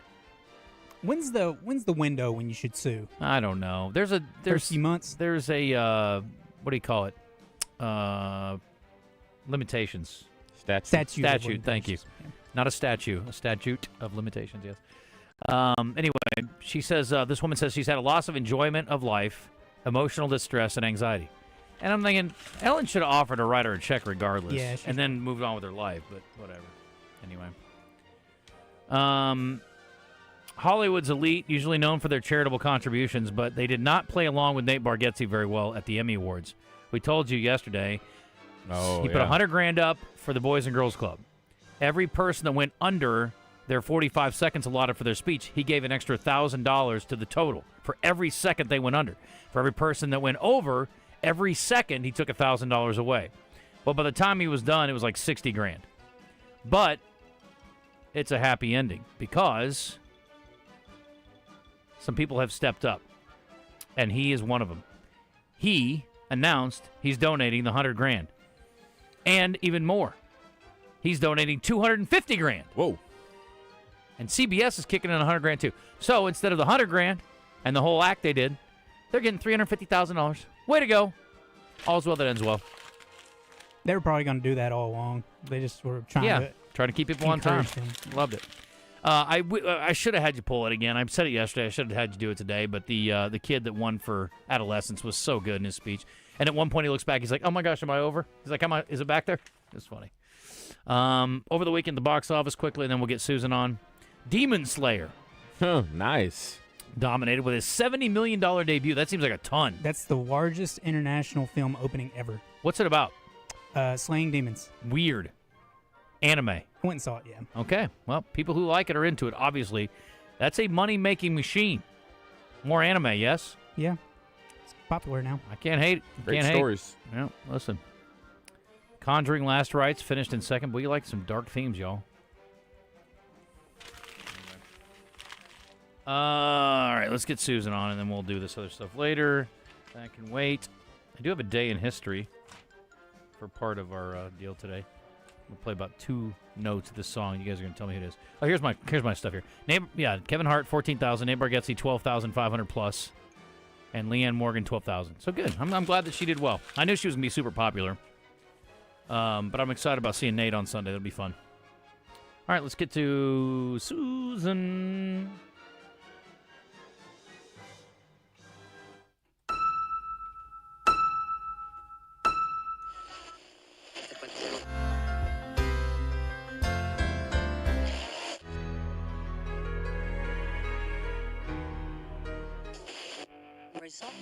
Keys to the Weekend with Susan Erwin Prowse is brought to you by Willy D's. Established in 2003, Willy D's has grown into the premier nightlife venue in the Little Rock River Market. Willy D's. Come and get your Willy on. All right, let's bring in Susan. Hi, Susan. How are you? Hey. I'm great. How are y'all doing? Good. I need to take care of a little bit of housekeeping real quick, if I may. Sure, go from ahead. my buddy who's a lawyer, 3 years is the statute of limitations on car wrecks. My buddy Nate says Toll House sandwiches are probably the most underrated ice cream tree of all time. And then he says Morgan. So thank you for filling me in on all those things, guys. I appreciate that. All right, that's that. All right, Susan. We are looking for a big weekend. The weather should be pretty darn good around here for those who want to get out and about. So what is there to go do around town? Absolutely. Well, there's 12 festivals across the state, and so there's a lot of fall festivals starting to happen around the state. So always head to entertainersguide.com where you can find all of the list. And we've got a lot of stuff going on in Little Rock, North Little Rock, Hot Springs. We're up in Fayetteville right now with the Music Cities Awards ceremony tonight, performing for an international conference that chose Fayetteville for their 10th annual year. So we're doing a lot of stuff. We played George's last night, which went really well. Our first time to play George's. What a great venue. We'll be here. Yeah, it's awesome. And just love Fayetteville so much. We played the Arkansas fight song in the middle of Devil Went Down to Georgia to put a little cherry on the top of our Razorback season. I've seen that act before. Yeah, we're up here. I like that one. Yeah, we did that at the tailgate. Yeah. But so we'll head on into the calendar there in Little Rock, and I'll share more about it up here as well this week. Willie D's Rock and Roll Piano Bar. Of course, we are sponsored. This segment is sponsored by Willie D's. Tuesday night, you've got piano bar tonight, as well as karaoke downstairs and deep, and then you've got the piano going. The piano show on Thursday, Friday, and Saturdays. We've got Peyton Collier in this week from Nashville. He's a hot commodity. We love to bring him in, so y'all come see Peyton this week with our normal A team. And then let's see, Deep Ultra Lounge DJs downstairs on Friday and Saturday, keeping the dance floor packed every weekend. The Rev Room, our neighbors next door, David Adam Burns, our friend David, is going to be playing there Friday. I don't know if you realize that. I did, but I'm out of town, unfortunately. Oh, man. Awesome. Well, David will be there. Go see some great Texas country. He's an Arkansas boy. Saturday, there's an independent music night over at Rev Room, so go see them and head over to Willie D's afterwards. Or over to Sticky's on the other end of the River Market. Big Papa Ben's is playing Thursday night. And then they're triplets from Arkansas making big waves in Nashville. They're playing on Saturday at Sticky's. So go check them out. Ben Folds is at the Hall tomorrow night. I thought that was super cool. I love Ben Folds. No doubt. Yeah. Saturday night over at the Hall, Bop to the Top, and then Hollywood Undead is on Sunday. Always a good time over there at the Hall. I want to give a shout-out, 1-year anniversary to Southern Tail Brewing. They have been open 1 year, and Anna Brinker will be playing over there on Friday night for their big anniversary celebration. Great. Whitewater Tavern, Thursday night, you've got Adam Fawcett in the Spectral class. Friday night, there's karaoke over there. Saturday, Jimbo Mathis record release show with Emily Fenton. Love Whitewater over there. North Little Rock, Simmons Bank. I know you've been talking about Nate Bargatze, and Cliff and I are flying back from Syracuse, New York on Sunday. I'm wondering if we could leave the airport and head straight there and help make that record-breaking number you're trying to get Nate to. We are huge fans of his. But also on Friday night over there at Simmons Bank is Nelly with special guests Where the Party At tour. So Nelly on Friday at Simmons. There's an Argenta Plaza show on Saturday over in North Little Rock, Pura Coco R&B. It's part of a series going on at the Argenta Plaza. Let's head to Hot Springs. Dino D and the D-Train are playing at Pops Friday and Saturday. Friday night, the Righteous Brothers are in the Oaklawn Event Center in Hot Springs. Fort Smith, I wanted to give a shout-out to our friend and Arkansan big artist David Nail is playing at the Majestic on Friday night. And then, of course, up here in Northwest Arkansas, while we're here, Cliff is going to be joining Aaron Enderlin on stage at George's for Thursday night. It's part of the big round-out of all of the festivities going on up here in Fayetteville. Dylan Earl and Aaron Enderlin are playing at George's. It's a free show on Thursday up here in Fayetteville, and Cliff will be on stage. Love to see everybody. CheckEntertainersGuide.com. You can find all the venues around all the cities across the state. Jazz in the Park tomorrow as well. Weather looks great this week. Tanya Leaks performing down in the River Market Pavilions, and then Rodney Block's going to round it out for the month of September next Wednesday as well. So if you're looking for something to do. Thank you for filling that one in. I missed that one. I will put it on the calendar. I like hitting the outside stuff. You know what I mean? So it's good. But yeah, of course. Absolutely. Yeah. All right. Well, listen, I appreciate you. Hopefully we see you Sunday. What time you guys land Sunday? I think we land at 5. Could we make it? Is it 7 o'clock? Or Yeah, 7 o'clock. Showtime on that? Yeah, 100% you can make it. We might be able to do that. Yeah, that's that excellent. would be good. Okay. Have you seen him before? Maybe we'll see you Sunday. No, I mean we've binge watched all of his stuff. I mean our TikTok algorithm is serving up Nate Bargatze all the time. We love him. Well, he's a good clean act like you, and I think people will look forward to it. It's very family friendly, like a Cliff and Susan show. He is a lot of fun. All right, well, good deal. We'll see y'all soon. Sounds good. Thanks, Susan. Appreciate it. All right, birthday trivia for Nate Bargatze tickets. Anybody want some? Of course you do. What are you, crazy? It's free. I mean, you get to go see a top-notch comedian at Simmons Bank Arena for nothing? Are you kidding me? Something we definitely should have mentioned in Entertainment Report also is Robert Redford. Yes, I meant to actually open the show on the a clip from The Natural, but, you know, I got a little tied up doing my real job, and so it stinks. I got stuck in a meeting. But never been a better time to watch All the President's Men. David Basil, who shocks me so many times, has told me this morning he has never seen all of The Natural before. That is What's surprising. That about? Oh, Roy Hobbs, he's a baseball player. Oh, my God. At least Comes back way after his prime. At least he knows what it is. I He will hits give him dingers. that. You've never heard of The Natural? I've heard of it, but if It's a good one. If it were on without a title, I wouldn't know what it is. DJ, you make me so sad. I'll put it on the list. I think Robert Redford's, I won't say Mount Rushmore, but top 10 American actor ever, probably. What's his best performance? Well, his influence in Oh, acting and, Sundance, yeah. and the festival, and I mean, he's very important in the history of movies. where do you begin? Captain America. No. Hobbs! Roy! Come here! Let me see that bat.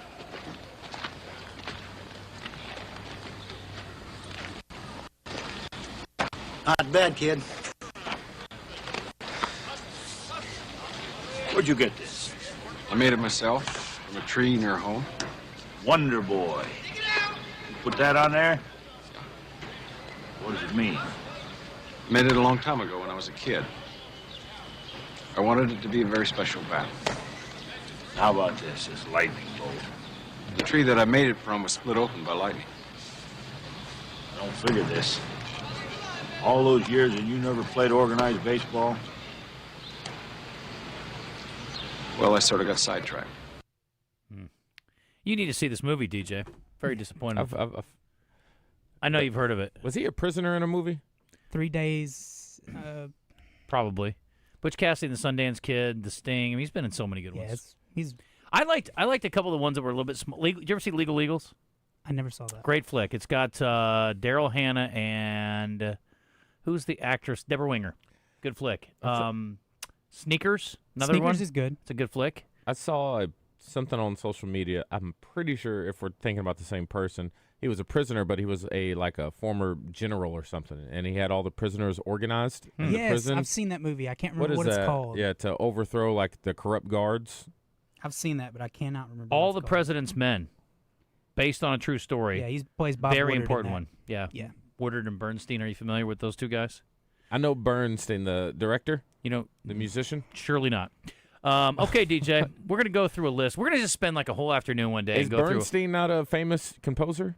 Bernstein's a famous played, journalist. Played by Bradley Cooper in that movie? Maestro, yeah. Maybe so, but the Bernstein we're talking about is a famous journalist who exposed the Watergate scandal. Oh. Birthday Trivia in the Zone is brought to you by Brewski's Pub and Grub.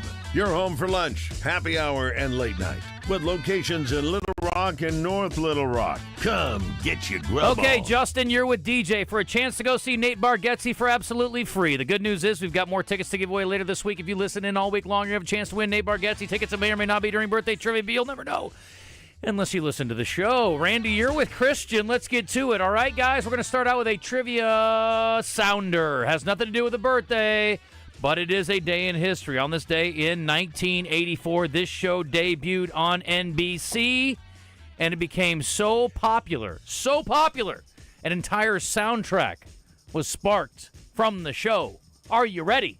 Name that show. Miami Vice. Miami Vice. Jan Hammer. Michael Mann. Or maybe Jan Hammer, I don't know. But anyway, Probably Jan. DJ, Christian. Point for you. All right, let's move on. More music in a bit. This guy is, without a doubt, without argument, without discussion, without debate, 100%, don't even give me any cross-eyed looks because it's 100% true. The most successful magician. David Blaine. David Copperfield. David Copperfield, Harry of course. Houdini. He is a billionaire. He's made $1 billion. Hey. He owns an entire K. He's like, an island? Not enough for me. I need a K. I need a whole group of islands. A K? That's what that's called? His is. Oh. Sandy beaches everywhere. Nice.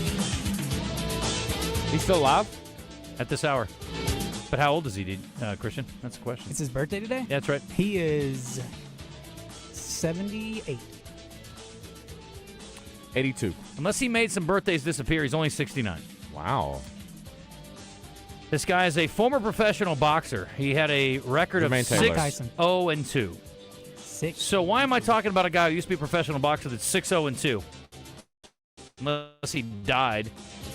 Butterbean. No. He's better known as an actor who was in Iron Man 2, 9.5 Weeks. Mickey Rourke. And Mickey Rourke is right. And the wrestler. How old is Mickey Rourke, DJ? He looks old. He always has. Or he has for a while. Yeah, for a while. 9.5 Weeks, he looked pretty good. Yeah. Not as good as Kim Basinger, but he looked good. 68. No. 73. This guy's a singer, but I'm not playing his music. Sting. Adam Levine. Because we don't have any in the system. He's from a boy band. Nelly. Boy band with his other boys. NSYNC. And by boys, I mean his brothers. Hanson. Not that good. His wife is an actress. Michael Jackson. Joe Jonas. Priyanka Chopra. Oh, Joe Jonas. Nick Jonas. Nick Jonas, DJ by a nose. How old? Nick is... Joe's divorced from Sansa Stark. Sansa. Yeah, Sophie Turner. How old is Nick? Nick is 37. No. He's 34. 3. This woman's a comedian, Parks and Rec, and Saturday Night Amy Live. Amy Poehler. Amy Poehler's right. I got that. Oh, you did? Sorry. How old's Amy Poehler? Amy Poehler is... She's the big 50. 52. 54. This woman, Saturday Night Live alum as well. Tina Fey. Kristen Wiig. Evan Almighty. Evan Almighty. The Ballad of Ricky Bobby. Oh, Molly Shannon. Molly Shannon, good get. Who is that? Is that the wife? She's the wife. In Evan Almighty? I think so. She's the wife in Talladega Nights of the owner's son, She who feels takes over the racing team. vibrations. Yes. Let me play a clip, DJ. I'm glad you asked. I'm She's glad you superstar. asked. She is. Let me see here. Like to party, in the first or last, not paralyzed, TV remote, short, due respect, long, due respect. Here we go. With all due respect, Mr. Dennett, I had no idea you'd gotten experimental surgery to have your balls removed. What did you say? laughing. What was that? Well, I said with all due respect. No, that doesn't mean you get to say whatever you want to say to me. Sure as heck does. No, it doesn't mean that. It's in the Geneva Convention. Look it up. Hey, and if I remember correctly, your daddy used to love it. This is not my dad. This is my team, not my... used to love it when I used to win, okay? Now, I suggest you and your wife, Mrs. Jim Beam, you guys go take a chill pill. Enjoy the win! Come on, man! Yeah, Ricky, okay. Woo! This is Jim Beam. Great line. How old's Molly Shannon today? 52.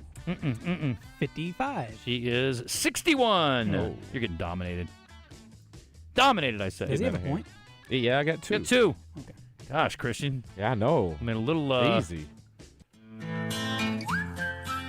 Flow Rider. God, I mean, you just... I mean, seriously. You're like a pork butt. You're just getting smoked over here. Slow smoked. Got you at 225. Yeah. Probably injected you before you stuck you in there. Woo, you're getting cooked. How old? Flo Rida is 44. Don't answer it. Here we 45. go. 6. You have 3 now. And last but not least, this guy is the person that I consider the bar. If you know who he is, you're kind of old. And if you don't know who he is, you're probably young. He's married to Daisy Fuentes, who's a huge hit in the had a bunch of huge hits in the 80s and 90s. What's some of his hits? Early 90s. Like In the Summer Nights. Richard Marx. See, you're old. You're an old soul. Happy birthday, 62. That was domination. No relation to Karl Marx that we know of. But he's very funny. He's opposite of silent. You're thinking of Groucho Marx. I like him better. Karl Marx founded I like the Marx communism. brothers. You like the you like Stalin's boys. I told you I'm not political. I don't roll in politics. Karl Marx, Groucho Marx, Harpo. All right, DJ. Got smoked right there. You did. It's embarrassing. You know what? If you go to UAMS and you have an orthopedic problem, they can help you. But if you get smoked in birthday trivia, there's no cure for that. There is no prosthetic for that. Hoo-ah. But if you are jacked up because you hurt yourself, maybe trying to get in there and choke Christian out before he kicks your butt in birthday trivia, pulled something, pushed and pulled and hurt your neck, go see our friends at UAMS Ortho Now. It's in the Orthopedic and Spine Hospital at UAMS, conveniently located right off of I-630. You just roll up in there and walk in 8 to 8 Monday through Friday and 8 to noon on Saturday. 6 days a week. Conveniently located. And again, any kind of issue, got hurt playing basketball or maybe playing in the backyard with your kids, got back pain, and it doesn't matter if you're young or in between or up there a little bit. They do on-site x-rays if necessary, and you get immediate access to fellowship-trained orthopedic surgeons. This is the most convenient way to go. Because, I mean, think about all those years you had to make appointments, and it's like, oh, I'm dying over here. I got to get in. But it's like, you get in when you get in. No, you get in now. Now. That's why they call it Ortho Now. Makes sense. Yeah, because it's ortho. Not now, but now. Right now. Right now. Anyway, go see our friends if you need help. 501-686-8674 is the phone number. 501-686-8674. It is Ortho Now. Go girl, you can twerk it. Let me see you whistle while you work it. I'ma lay back, don't stop it. Cause I love it how you drop it on me. Now, shall I let that whistle blow? Bank presents Dan Hampton each week on Morning Mayhem. Centennial Bank. Strength is no accident. You work hard for your money. Keep it secure at Centennial Bank. Member FDIC.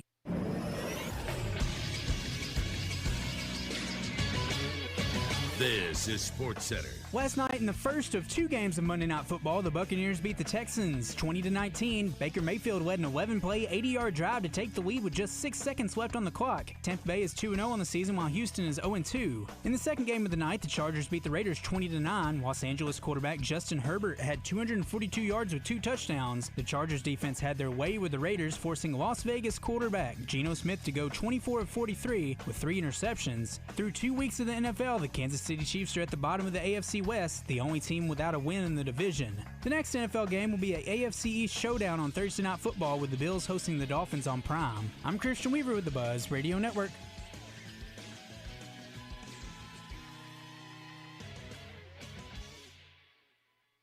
Pickup Truck Accessory Warehouse presents Match Game on Morning Mayhem. Listen for your chance to play their version of the classic TV game show. Brought to you by Pickup Truck Accessory Warehouse, Arkansas's truck accessory headquarters for over 30 years. Call 501-568-0040 today or click online at arkansastruck.com. The season is back and your team at Gwatney Buick GMC is playing fantasy financing all month. So get ready to sack your current payment. 2025 Buick and Vista at just $199 per month. Get a full blitz of loyalty cash and bonus cash, bringing 2025 Sierra up to 20% below MSRP. Plus, Gwatney Buick GMC is making the biggest play of the year, the $20,000 Negative Equity Assistance Program. Your best opportunity to turn your current car situation around. And with Hummer EV at 0%, don't fumble and miss this $7,500 EV tax credit that ends on September 30th. It's fantasy financing all month long at 5700 Landers Road in North Little Rock next to Sam's Club. 501-945-4444. Gwatney, Buick, GMC.com. GMC, we are professional grade. Some vehicles require qualifying trade-in. All offers with approved credit. Then Vista is an ultra-low mileage lease. Sierra based on an MSRP of $55,095.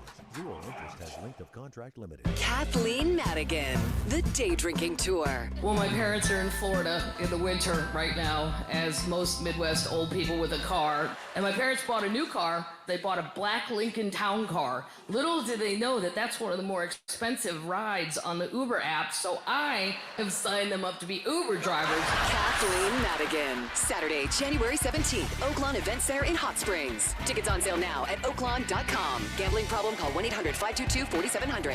It's Justin Aker for CertaPro Painters, and it is summertime. If you're looking for a project to be done at your house, then get them on board now. You can sign up for your free estimate, and you can get your project scheduled as well at CertaPro.com. That's Certa with a C. I've had painters work in the past, and you don't get the kind of experience you get with CertaPro, where they're going to clean up after themselves, leave you with a great paint job, and they're going to do it all at an affordable price. For your home, for your business, CertaPro is the answer. Each CertaPro Painters business is independently owned and operated. So get them on your project now, again, at CertaPro.com. Welcome back to The Zone. You want to get into the show? Text us on our text line at 501-661-1037 or message us on our live fan feedback. Prove it. Welcome back in. Let me tell you about my friends over there in Greenbrier. Good old Standing Firm Farms. Like I said, I was in Greenbrier last week. I'm pretty sure as I was driving around, I was like, oh, what's that smell? Smells like that high-quality Angus beef over there at Standing Firm Farms. That's exactly what it was. My friends over there always doing a good job providing a lot of food, especially for tailgates around game time, and that's what it's all about. Football season in full swing. A lot of people want to show off their skills on the grill. Are you the king of the grill? You got to control the temperature, yes, but you got to make sure you have high-quality meat, and that's exactly what they have. Now, you may be somebody who wants to throw burgers on the grill. Well, they got that, but if you like ribeyes, if you like sirloins, if you like anything when it comes to beef, my friends at Standing Firm Farms got you covered. They make it real easy when you go to their website. All you have to do is go to standingfarms.com, and you can see it all laid out for you. Anything from that grill sampler, that's where you start. You don't want to miss that one. But as soon as you start there, you're like, okay, what else can I get? One of my favorite things that I had from there was when my girlfriend pulled out the chuck roast. Throw it in that good old crock pot. It was cooking all day. Some of the most tender, juicy, flavorful meat I've ever had in my life. I'm telling you, high-quality product over there is second to none. Go visit my friends at standingfirmfarms.com. We are going to be at Standing Firm Farms in the not-too-distant future. I don't know if we're going to see our friends at Alan LeVar's law office, but sometimes they'll come to you if you ask nice. That's right. Dog bite, amusement park ride. Well, I don't have any problems right now, but let's just visit with him, shall we? Okay. Welcome to the studio, sir. How are you? Good, thanks. Thanks for having me. You bet. Absolutely. So where are you in? Where's your office? Well, or do you have multiple? We have multiple offices. I actually live in Arkadelphia. Right. We have an office in Arkadelphia, which is where I started, but we've got an office in Little Rock on Executive Court near Markham, a number of attorneys there, and then we have an office in Conway, Fayetteville, Bentonville, Jonesboro. Okay, because you guys have supported Central Arkansas athletics over the years, I know for sure. We have, yeah. Yes. So that's appreciate right. that on behalf of my Central Arkansas friends. So you specialize in what sort of legal practice? Mostly injury law, and about 75% of what we do are car collisions or semi-truck collisions. The other 25% is premises cases or dog bites or things like that. Are you representing the woman who was T-boned by Ellen DeGeneres by chance?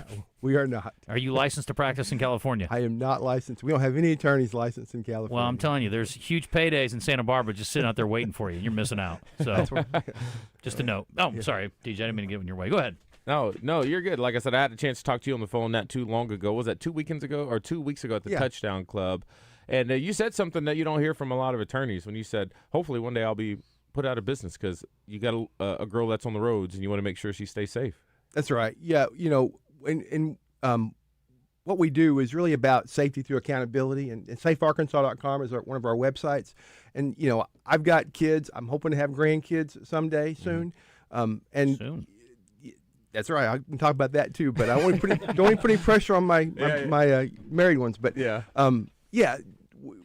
are so many car wrecks, and so many of them are preventable. And as we develop better technology, we're going to see those numbers reduce. I know that self-driving cars scare a lot of people, but from my perspective, I think I would be out of business because I would think the number of wrecks would drop exponentially. Yeah, your car is never going to be sending a text while it's driving. No, not that's right.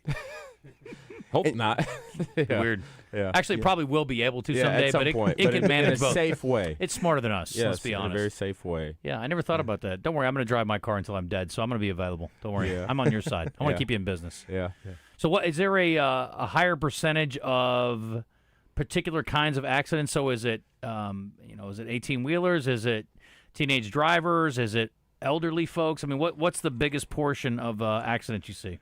Yeah, so they're different. So semi-trucks we handle differently than other car collisions because there are different regulations for that the drivers go through. And that's not it's not a high percentage, maybe 10-15% of what we're doing are semi-tractor trailer collisions, but it's a high amount of our time because we have to do a lot more to develop those cases and define the regulations that were violated.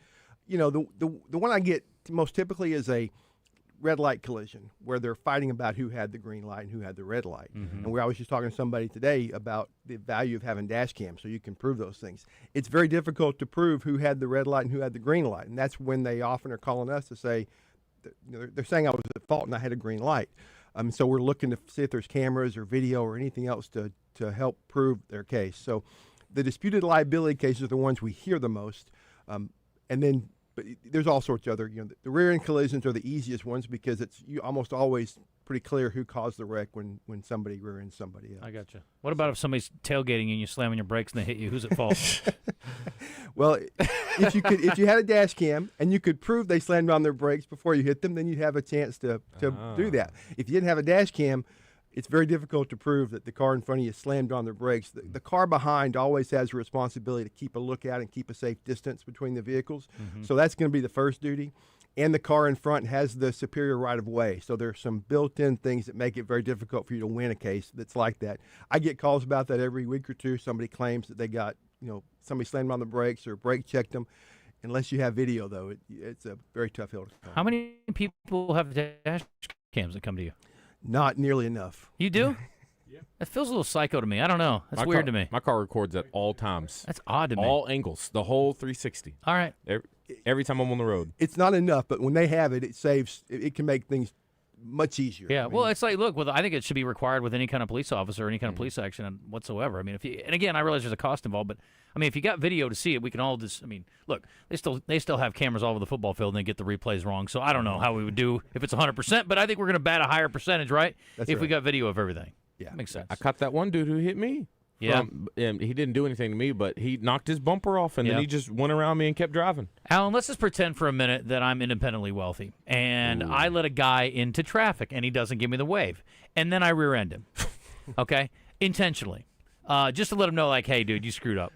He didn't give you the wave? And I didn't hurt him, and I walk up and write a check. Am I in any kind of serious trouble there? What are we talking about here? I mean, what can I get away with there? If it's intentional, your insurance probably won't cover you. So. Well, I don't even need insurance. I'm loaded. I mean, it's fine. I mean, I don't mind how much my insurance. This is pretend. This is all for theory. Yeah. I'm just throwing potential cases at you, Yeah. Like, let's just say that I'm, I don't know, Elon Musk, right? Yeah. And a guy doesn't wave when I let him into traffic, and then I hit him on purpose, and then I just offer to walk up and write him a check. What do you think? Am I facing serious trouble here?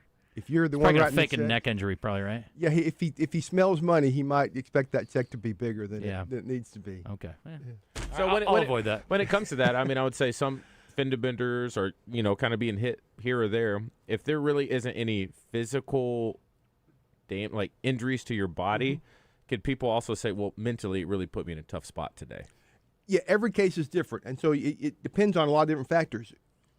Sometimes people think if there wasn't very much damage to the car, nobody could have been hurt. Well, it depends on a bunch of other things, too. If it's a very old person in the car and they get hit, they're going to be a little more fragile. They could have debilitating injuries from a 10-mile-an-hour rear-end collision. Other people walk away unharmed from a crash where the car's totaled, and you can't imagine anybody survived that thing. So a lot of different mechanisms of injury. It also can depend on how you're turned, which way you're looking. If you're not – the PTSD issue also is the same kind of question. It depends on what your mental state is. Are you going to be somebody who would be more traumatized because of a wreck than the average person? Maybe you've had things before happen in your past that leave you a little susceptible. Like anything else, we'd want them to talk to an expert, talk to a doctor, and see if we can, document the PTSD or the trauma they're going through. So it just depends on your particular circumstance. I often tell clients, overtreating and undertreating are the same problem for me. We want you to get the right amount of treatment, and then we can figure out, what you're entitled to, what you should be doing. But do you ever do you ever occasionally, like when you're in court and somebody's complaining about this, do you ever want to yell across the courtroom, "You're just being a wuss"? Do you ever say that? I have not ever yelled that. Okay, well, you should sometimes. Yes. Some people are just being soft. Like this woman. Okay, help me on this one. Uh-oh. I know you're not doing it, but the Owen DeGeneres case, for example, right? Sure. This woman gets hit, T-boned. In 2023, 2 years ago, in October of 23. Yeah. What are we doing for the last 2 years, Alan? What's going on? Well, probably court attorneys are going very slowly, but I first want to interject. In my experience, I have a lot more problems with people undertreating than overtreating because most of us want to act like it wasn't a big deal. Right. There are some of those that you say are wusses or that kind of tend to exaggerate when they don't need to. That's not the average person, and that's not even 20% in my experience. Most of them, I'm trying to say, look, you got to identify what's going on here. You're assuming you're going to be fine, but you still can't sleep at night, or you still can't your neck, you can't turn your neck or something. So I really get the inverse more commonly because most of us are just built to act tough and pretend like it's not a big deal. Makes sense. So you have multiple offices. How many attorneys work with you? 7 right now. Okay.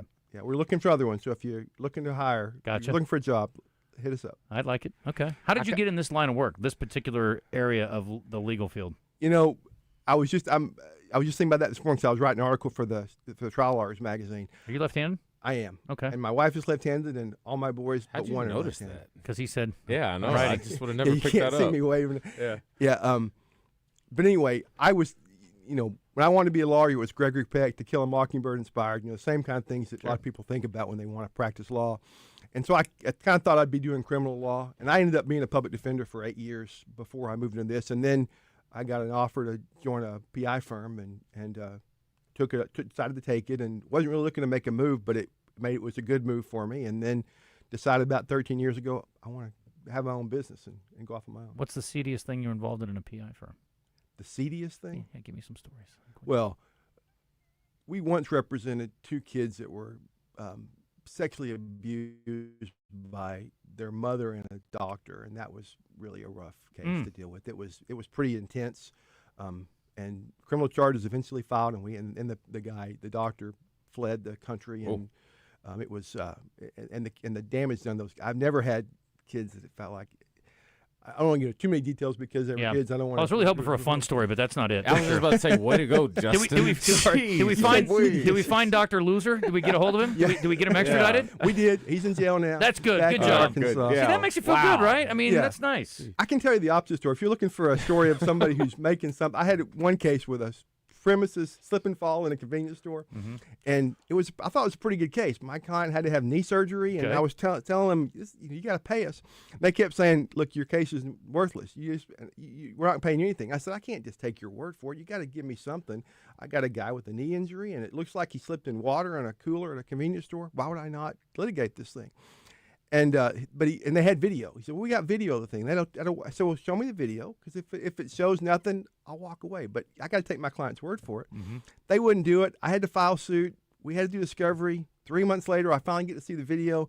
It was terrible. My guy walks past the water, does a double take, looks around furtively, and then takes 10 steps back, comes in again and slips. And then says, I'm hurt. Man. I mean, he totally faked the whole thing. What are we doing? And I said, the adjuster was laughing at me saying, look, you just wasted your time. And I said, well, you wasted all of our time. If you'd have shown that to me 5 months ago, I would have gone away. We all could have, but it didn't happen. So sometimes that happens. He's looking out for you. He's like, hey, you're going to get 3 months of billing. It's all good. I should have known him when I got bit in the face by that dog when I was at work. Is that on work? If my work sent me somewhere to do a story on a dog, and that dog bites me in the face, you would have workman's comp insurance for your work, but you'd have a separate claim against the dog owner. Right. Oh, So I can't do that that's about the one. the dog. I can't do that to them. You should have taken the dog to small claims court. Been like, hey, that wasn't cool what you did to me. What kind of dog was it? A Doberman Pinscher. Yeah. You have It's in the name, buddy. Yeah, I still got my scar. The breed makes a big difference. Okay, how about this for my example before we hit the break here, Alan? I really appreciate you coming in. I didn't know I had so many legal questions. When I was a little kid, I went in my grandparents' backyard, and their dog attacked me, nearly chewed my eyeball out. I was lucky to get out of there with an eye. Yeah, I could have been a pirate, though, which would have been sweet. I mean, they really kind of ruined my whole career. If the dog would have got me good, I could have been saying arg and having people walk the plank the rest of my life. Yeah. Anyway, could I sue my grandparents? Maybe. Lucky for them, they're both dead now, but because I'd be coming after them. There's some problems. There's the logistic problems of suing your grandparents. Just the visuals if you're in court. So Bro, I was 7 years old. I'm not worried about visuals. All right. I mean, I'm the one with the scar, not them. You didn't live there. You were just visiting. Yeah, my mom took me over there. They're Can I sue her? No, you couldn't sue your mom. No, she's passed away now too. They're all off the hook. Dang. They got off easy. They're lucky. I'm mad now. Oh Lord. I'm still traumatized, Alan. Come on. Yeah, you should have done something earlier. What's the statute of limitations on dog bites? 3 years, but you're 7 years old, so you did have some extension until you turned 18. Oh. But I think that is run now. Where were you when I needed you? Now I meet you. Oh, that's awesome. That's okay. I loved him all anyway. I wouldn't. The dog Bandit, he was having a tough day. It was real Bandit hot. was his name? Yeah. Oh, yeah, you had it coming. You know what's crazy, too? It's funny. Quest? He actually had bit my cousin, too. But they didn't like my cousin that much. They're like, no big let it deal. go. Then they bit me, and they were really on tilt. It's bad owners. Then he mauled a kid from down the street. Okay. And I'm like, at what point are you going to put this dog down? Oh, man. The neighbor could. They're like, I don't care if he eats all of our grandkids, but... What's your grandparents doing letting this dog act like that? They kept him chained up. I mean, they didn't know. Oh, Lord. It's Poor like dog. Yeah. I get it. Who's in the backyard? There's no fence. Sounds like your grandparents didn't need a dog. Watch it. They're dead. Have a little respect. That's what it sounded like. If somebody had filed a claim earlier, they might have got rid of that dog earlier. You're probably right. We got to hit a break. Jeez. Alan, stick around. We got to finish it up on the other side.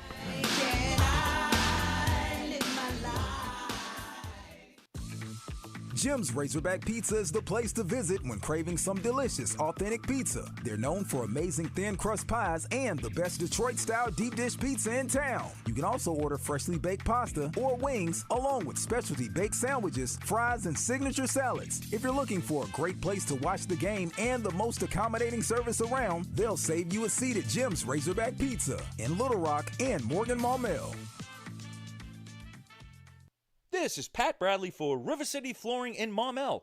If you need an upgrade to your flooring or new custom shower, come see my friends at River City Flooring in Maumelle and get up to 36 months same as cash for your new flooring or bathroom remodel. They carry the largest selection of waterproof flooring, carpet, tile, hardwood, and granite countertops. Come in and take advantage of their buy now, pay later special and get up to 36 months same as cash. The sale ends soon, so don't wait. Hello, folks. It's Frank Fletcher from Fletcher Dodge right here in Sherwood. I want to announce that we're going to have a big contest in September between the Fletcher Dodge store and our Fletcher Honda store in Bentonville. This is a big challenge for us. The Honda store is the #1 volume store in all of Arkansas. To win this contest, Fletcher Dodge has to sell more vehicles than ever before. So here's what we're going to do. It's simple. We will not be undersold. We're putting my best price right on the windshield. Everyone gets my best price. There's no gimmicks. No, you have to trade in here or you have to finance for here. You don't have to do any of that. You just get the best price. We're going to set sales records at Fletcher Dodge and at Fletcher Honda. So come see us in person in Sherwood. Ask for Chris, the general manager, or my grandson, Sam Fletcher. See why Taylor Green buys his trucks at Fletcher Dodge. Shop in person at Fletcher Dodge on Warden Road in Sherwood or shop us at FletcherDeals.com. For over 20 years, the hottest night spot in Little Rock has been Willy D's Rock and Roll Piano Bar in the River Market. Open every Tuesday, Thursday, Friday, and Saturday with cold drinks and a world-class dueling piano show. Deep Ultra Nightclub downstairs hosts karaoke on Tuesdays, and DJs spin on Friday and Saturday nights for a fun dance club option on the weekend. Visit WillyD'sPianoBar.com to make a reservation and learn more. Willy D's dueling pianos. Come and get your Willy on. You know, in football, the best teams always have a game plan. This is Coach Houston Nutt. I'm joining Gen Wealth Financial Advisors for the Business Owners Summit. I'll be sharing my own experiences about leadership and what it takes to be successful on and off the field. Don't miss it. Seats are limited, so reserve yours today at GetReadyForTheFuture.com. Securities offered through LPL Financial member FINRA SIPC. Investment advice offered through Independent Advisor Alliance. Independent Advisor Alliance and Gen Wealth Financial Advisors are separate entities from LPL Financial. You're listening to The Zone with Justin Acri and DJ Williams.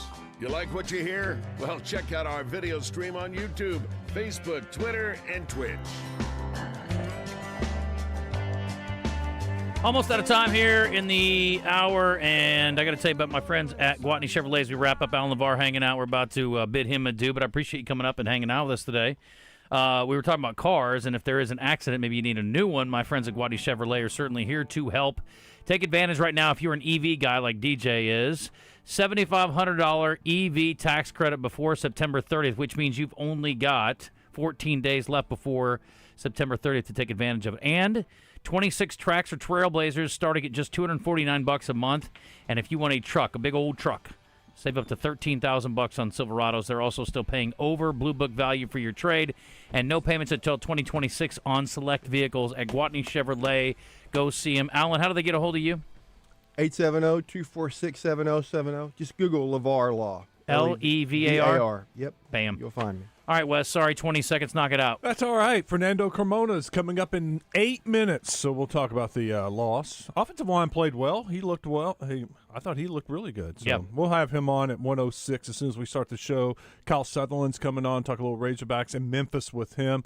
All that and much more coming up.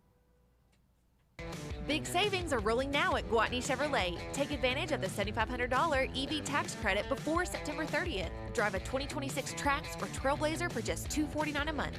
Or save up to $13,000 on new Silverados. Plus, we're paying up to 20% over Kelley Blue Book for your trade, even if you don't buy from us. And right now, you can get it all with no payments until 2026.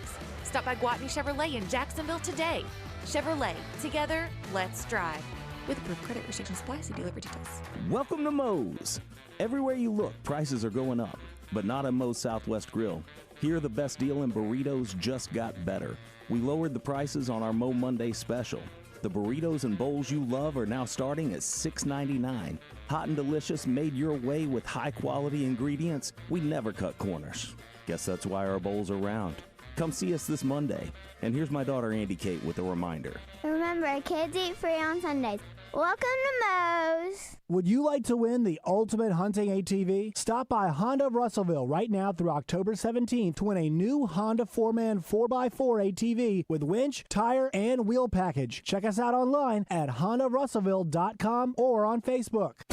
Okay, now the real sports talk show is about to begin. Stay tuned for Out of Bounds on KABZ Little Rock.